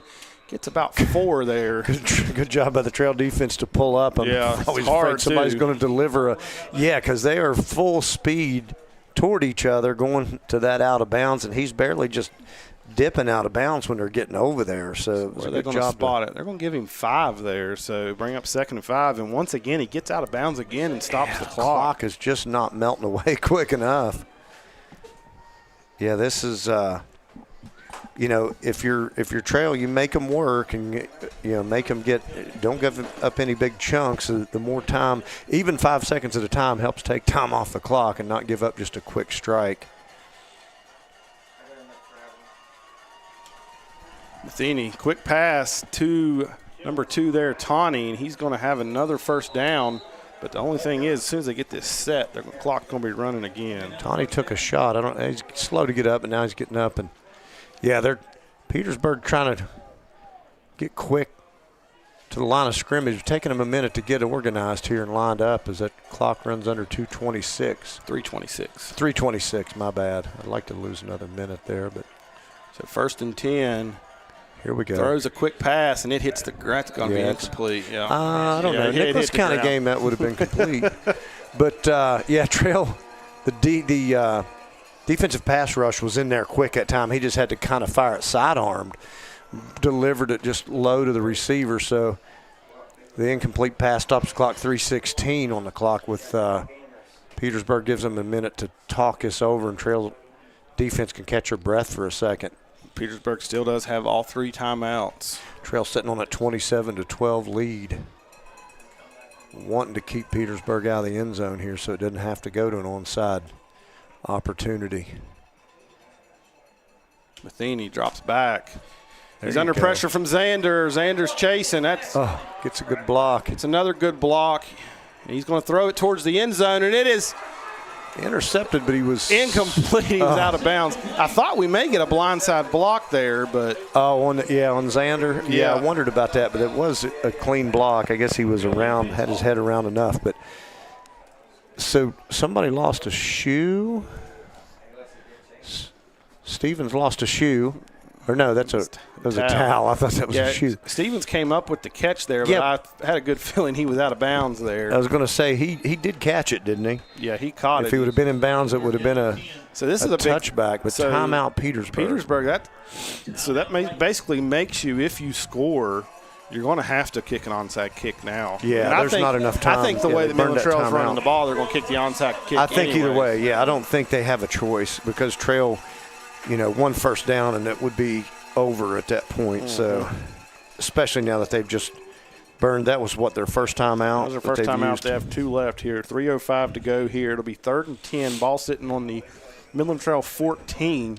Last couple plays, they've got a little bit of pressure on Matheny, and first one they made him get away quickly. In that one, he just I thought he was going to initially try. I don't know if he was trying to throw it away or he was just throwing up a jump ball. I believe that may have been Kuhn in the air. Yeah, I think he wanted probably not a bad play. Right, I think he wanted to get rid of it, and he thought, well, I'll throw it in the area of receiver. Maybe if his receiver could come up and make a play, but I think he knew it was going to be just out of bounds enough. As Jed Drenning would explain, the difference in 2 timeouts to 3 timeouts when you're trying to conserve and playing from behind to get 2 scores. He said the game changes tremendously from that from that amount. So it's like last week in that West Virginia Colorado right, game. That was poor time management. That's where he started breaking that down and was talking about that. So they're going to go 3 receivers to the left. They got Kuhn to the bottom of the screen. They're bringing in a blitz. It looks like Brody Jones is trying to sneak in. Yeah, it looks like a wholesale blitz. That's going to be John Neal wanted Neal is in ultra frustration because he was pinned down and he felt like he was pass goes like he was clotheslined or something when he tried to fire in. The Petersburg players are complaining about Neal because he's over animated, but he's just trying to he's saying he got face masked as he came rushing up the field. Yeah, it was awkward when he came. It was awkward because he was flying at full speed. Nobody touched him until he all of a sudden slowed way up because he got touched. And I guess it was a face mask that they didn't see. So this could be your ball game right here, Chad. 4th and 10, 3 minutes to go. You only got 2 timeouts. Matheny set to take this snap. He drops back. He's looking for Kuhn, and he goes to the other side. Still nobody open. He's scrambling. Still going back to the other side of the field. Xander comes up with the sack. There we go. As he couldn't get away from Xander as he tried to extend that play for as long as possible, and Xander took him down. I think he thought he could juke Xander with a little quick step and then a 360 spin, and Xander just ran straight at him and just dove at him, and I think it was all he had left in the tank anyway was just to go straight at him, and it worked. It paid off. So, and you can see Xander is spent. Yeah, right he's now. spent. He's getting. He emptied the tank there on 4th down. He don't have enough to even to offer congratulations back as the teammates are greeting him as he comes to the sideline. Yeah, he is feeling it. He is out. He's setting on his hind end right now because he's out of gas. So 2:48 to go. Petersburg has 2 timeouts. First down pretty much ends it. They hand it off to Roop, and he's got positive yards across the 25. And let's see if we can get Roop 50 carries tonight. He might be getting close. So this may be all so Petersburg elects not to use a timeout there on first down. Maybe if you get a stop here on second, you use it. Trail's going to hurry up. Yeah. They come out of huddle kind of quick, but I think they're going to milk this clock. Yeah, I wouldn't even have put the offensive linemen in their stances yet, but they're going to have to hold that for a little bit. About 16 seconds on the play clock. You could snap this one at about 2 minutes. Yeah, that's going to say, and then you could go just under 2 after on the next play. They give it to that Roop, and he gets 2 yards there. And talk about not having much in the tank. Roop doesn't show it, though. Petersburg does call a timeout there. So minute 55, they do burn their second timeout, which I think they were waiting to see if they can hold them to 3rd down. So it'll be third and 6 here. So if they can get a timeout, or if they get a stop here and they get a timeout, they'll get the ball back probably about a minute 40. 41 carries for Jaden Roop 41 currently. carries. Yeah, he's a wrestler. That's right. Dan said he can take it. Yeah, we're not sure what his yardage total is right now, but I got to think he would be approaching the 200 mark. But I think Harrison might be going to do a little bit of quick math. He's doing some quick math with Curtis Miller's stat sheet. So this Trail breaks from the timeout. Petersburg defense comes back on the field, and Trail, I think, looking to do nothing fancy with the third and a short 5, third and 6. Other than just run it right at him and see if you can pick it up. Petersburg still has one more timeout. They give it to Roop, and he cuts it up, and he's trying to drag defenders. He's going to be right near the first down marker. Yeah, it looked like he was going to. Looked like he was maybe we'll get it. Is this a spot where you just go for it? You can pretty it's much game end over the game for sure. Yeah, I think they're going to call timeout, so you come over and talk about it. You know, at worst, I probably come out and hard count. If you were looking at analytics, yeah, you go hard count. Right. If you're going to punt, no matter what, come out with a hard count. Because an offsides on them gives you the first down, and then it is game over. So. But yeah, I mean, this is similar at James Monroe. That's how they milked the game away at James Monroe. They came out with a hard count, got them to jump. Right. Yeah, it didn't matter. like I said, at worst here, I'm coming out with a hard count. If they don't jump, you take your time out and punt it. I think I'd still go for it because I think it's the offensive line, and you just make a statement. They're tired. You've been leaning on them the whole game. And really haven't stopped you. How many times have you had negative plays? Right. How many times have you had a 1 yard gain or less? I mean, I'm not sure. There's a time for anything, but I think you. I think they are going to bring the offense out to try to end this one. Yeah, I think the only negative play we had really was the one race to run himself, and I think that may have went for -1, and then the Roop carry at the end of the first half. So this is ball game. Midland Trail can put it away right here on 4th and inches, 4th and 1. And they get the hard count. They watched the James Monroe film. If you even if you give the ball back to Petersburg, they're still down by 2 scores with limited amount of time. So I think that's a great call, even if they don't jump off sides. But you pretty much iced the game away right there now. So now you can just you can line up, and I guess now we're going to go in two maybe 3 kneels here, and this one's over. Midland Trail is moving on to round 2 of the AA playoffs, their first playoff win in about 7 years. And like I said, Race is going to take a under center snap, which is dangerous. Yeah, and Race is just going to take no contact from the defensive line, which was good. You don't have to worry about somebody firing in there and doing something crazy. This Trail will just go backwards. This will be one of the few negative plays they're going to have. Yeah, they're going to have to probably take 2 more knees, and that'll be it. As Petersburg just all night just couldn't stop the run, and that was crucial. The only time Midland Trail was stopped, I mean, we mentioned it, was the holding calls that killed drives. Yeah, it almost feels like Trail wasn't as dominant as they were, but the fairly decisive win, but it felt closer because Petersburg's big strike ability and the fact that Trail didn't really throw the ball, but they didn't have to, so that was one good thing. But you feel like they weren't a complete offense because they didn't throw the ball. But I guess, if life gives you lemons, you make margaritas or lemonade or something like that. But they that was what was in front of them, was a chance to run and pick up those 3, 4, and 5 yards a clip. So one more kneel down here ends it. Clock rolls under 40 seconds. Not sure. Swafford, I guess, was our only main injury, so not sure what will come out with that. But hopefully he'll be all right. And there it is. Miss much time. So that's going to do it.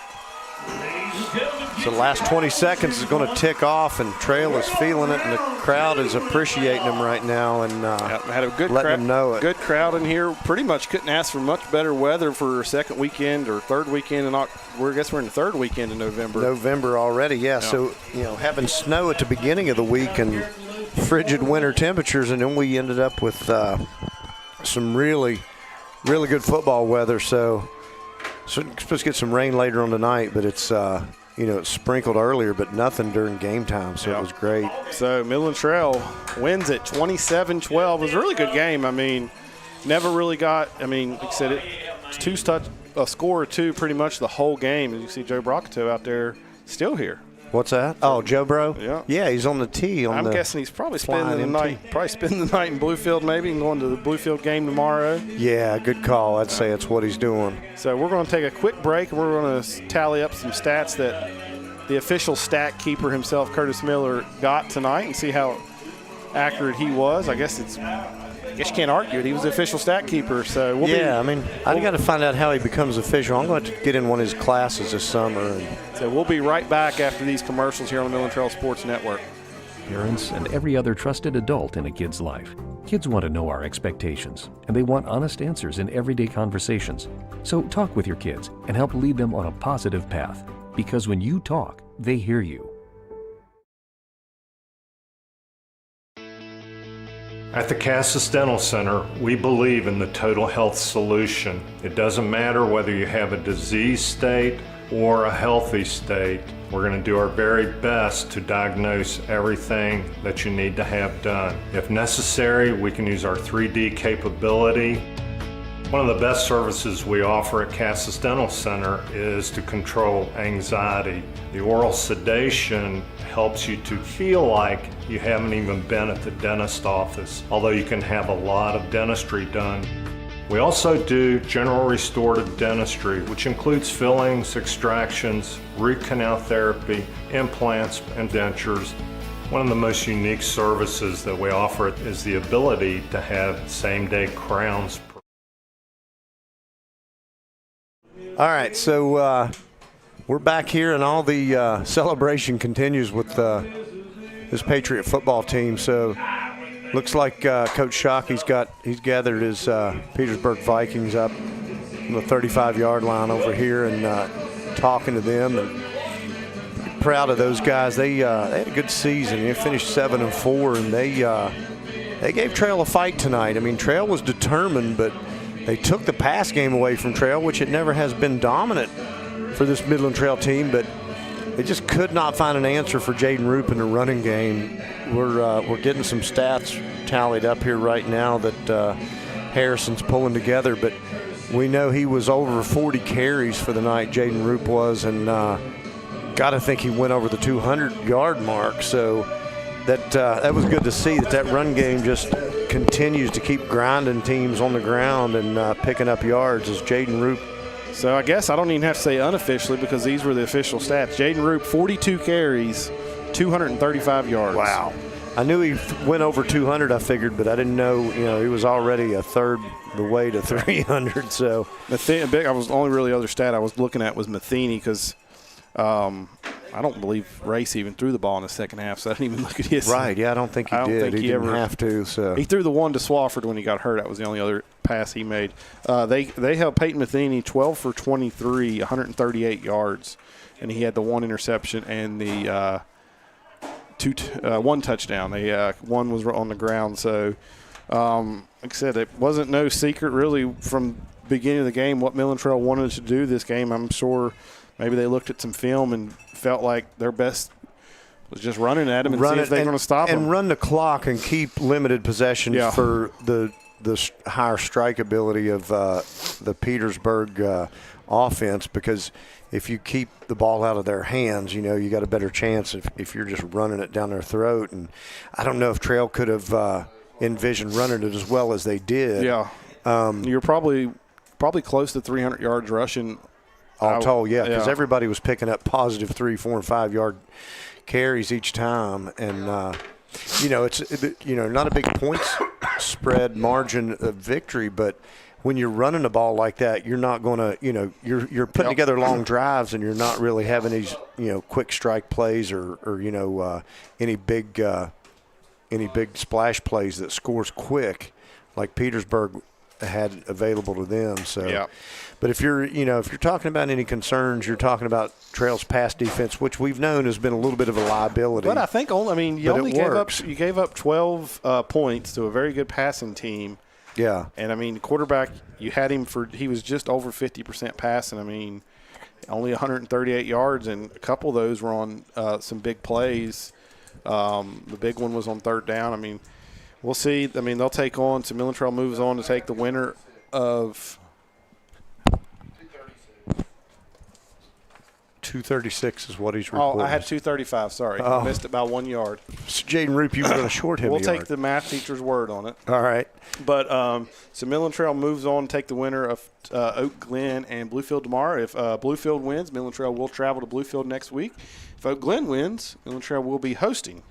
Yeah, that would be good because you don't want to go to Oak Glen. That'd be too far. But, Oak Glen making the trip from about as far up north in the Panhandle as you can to the southern part of the state at Bluefield where you're probably on the border. Not many further trips than that one you're going to make in West Virginia. No, that's from top to bottom. So that game is at 1 tomorrow, so we'll keep an eye on it. And if we'll keep you all updated on Facebook if we will be covering the game next week. Wait, if? Well, you got to go through the same process. Oh, okay. You got to wait and see if the NFSH picks it up. If they don't, you apply for the streaming rights and see if you get them. So if there is a chance that we wouldn't be doing it, it would just be available somewhere else. Yes. Okay. So we'll keep everybody updated. We will go around some scores before we go off the air real quick. Most games are final in 4A. Number 1, Morgantown knocks off 16 Buchanan Upshur 56-0. Number 2, Huntington knocks off 15 Hedgesville 48-14. That's not an easy trip either. That's a pretty far trip. Yeah, that's. Number 3, Martinsburg beats Parkersburg South 58-0. Jefferson, Washington tomorrow. George Washington defeats Oak Hill 58-14, so Oak Hill's season ends in the first round. Wheeling Park leads Woodrow Wilson now 27-14 in the fourth quarter. Number 7 University knocks off number 10 Parkersburg 55-14. 8-9 matchup. Number 8 Spring Mills leads number 9 Musselman 23-14. Move on down to AAA. Chapmanville. Number 14 Robert C. Byrd, number 3 Fairmont Senior tied at 28 in the fourth quarter. Number 4 North Marion leads Kaiser 42-24 in the fourth. Number 5 Nitro leads number 12 Capital 28-7 in the we just lost fourth quarter. Chapmanville leads Greenbrier East 46-37 in the fourth quarter. Oh, wow. I had to pick up feed on that one to see what's going on. In AA, number 1 Frankfort defeats Williamstown 49-7. Number 3 Philip Barber defeats 14 South Harrison 36-8. Independence leads Lincoln 28-17 in the fourth. Doddridge knocks off Logan 52-7. Clay County all over Roane County 37-12 in the fourth quarter. I warned you guys that Clay County probably wasn't a first round draw that you wanted because they've gotten a lot better. Number 8 Mingo Central defeats number 9 James Monroe 24-14. Singway, I think we only had 2 games. Pendleton County all over Greenbrier West 60-7. That's a final. And looks like this upset's almost final. Number 12 East Hardy up on number 5 Sherman 42-12. So a lot of games tomorrow still to go. We'll keep everybody updated on status of next week. And just like always, the away team will pick the date and time next week, Friday or Saturday. So we don't know if that'll be us or Oak Glen. It has that decision next week.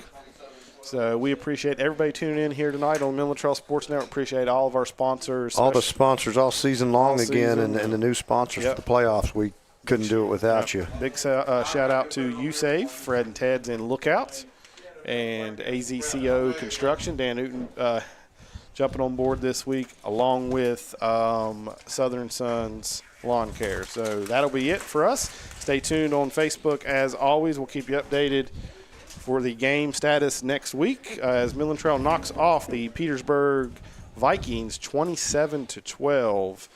Good night, everyone. To the Midland Trail Sports Network and your Direct Choice Pre-Owned Auto Sales Game of the Week. Direct Choice Pre-Owned Auto Sales, conveniently located at 4631 Robert C. Byrd Drive in Beckley, West Virginia. Direct Choice Pre-Owned Auto Sales, a proud supporter of our student athletes. Cucumber and Company. Thank you for joining us on the Midland Trail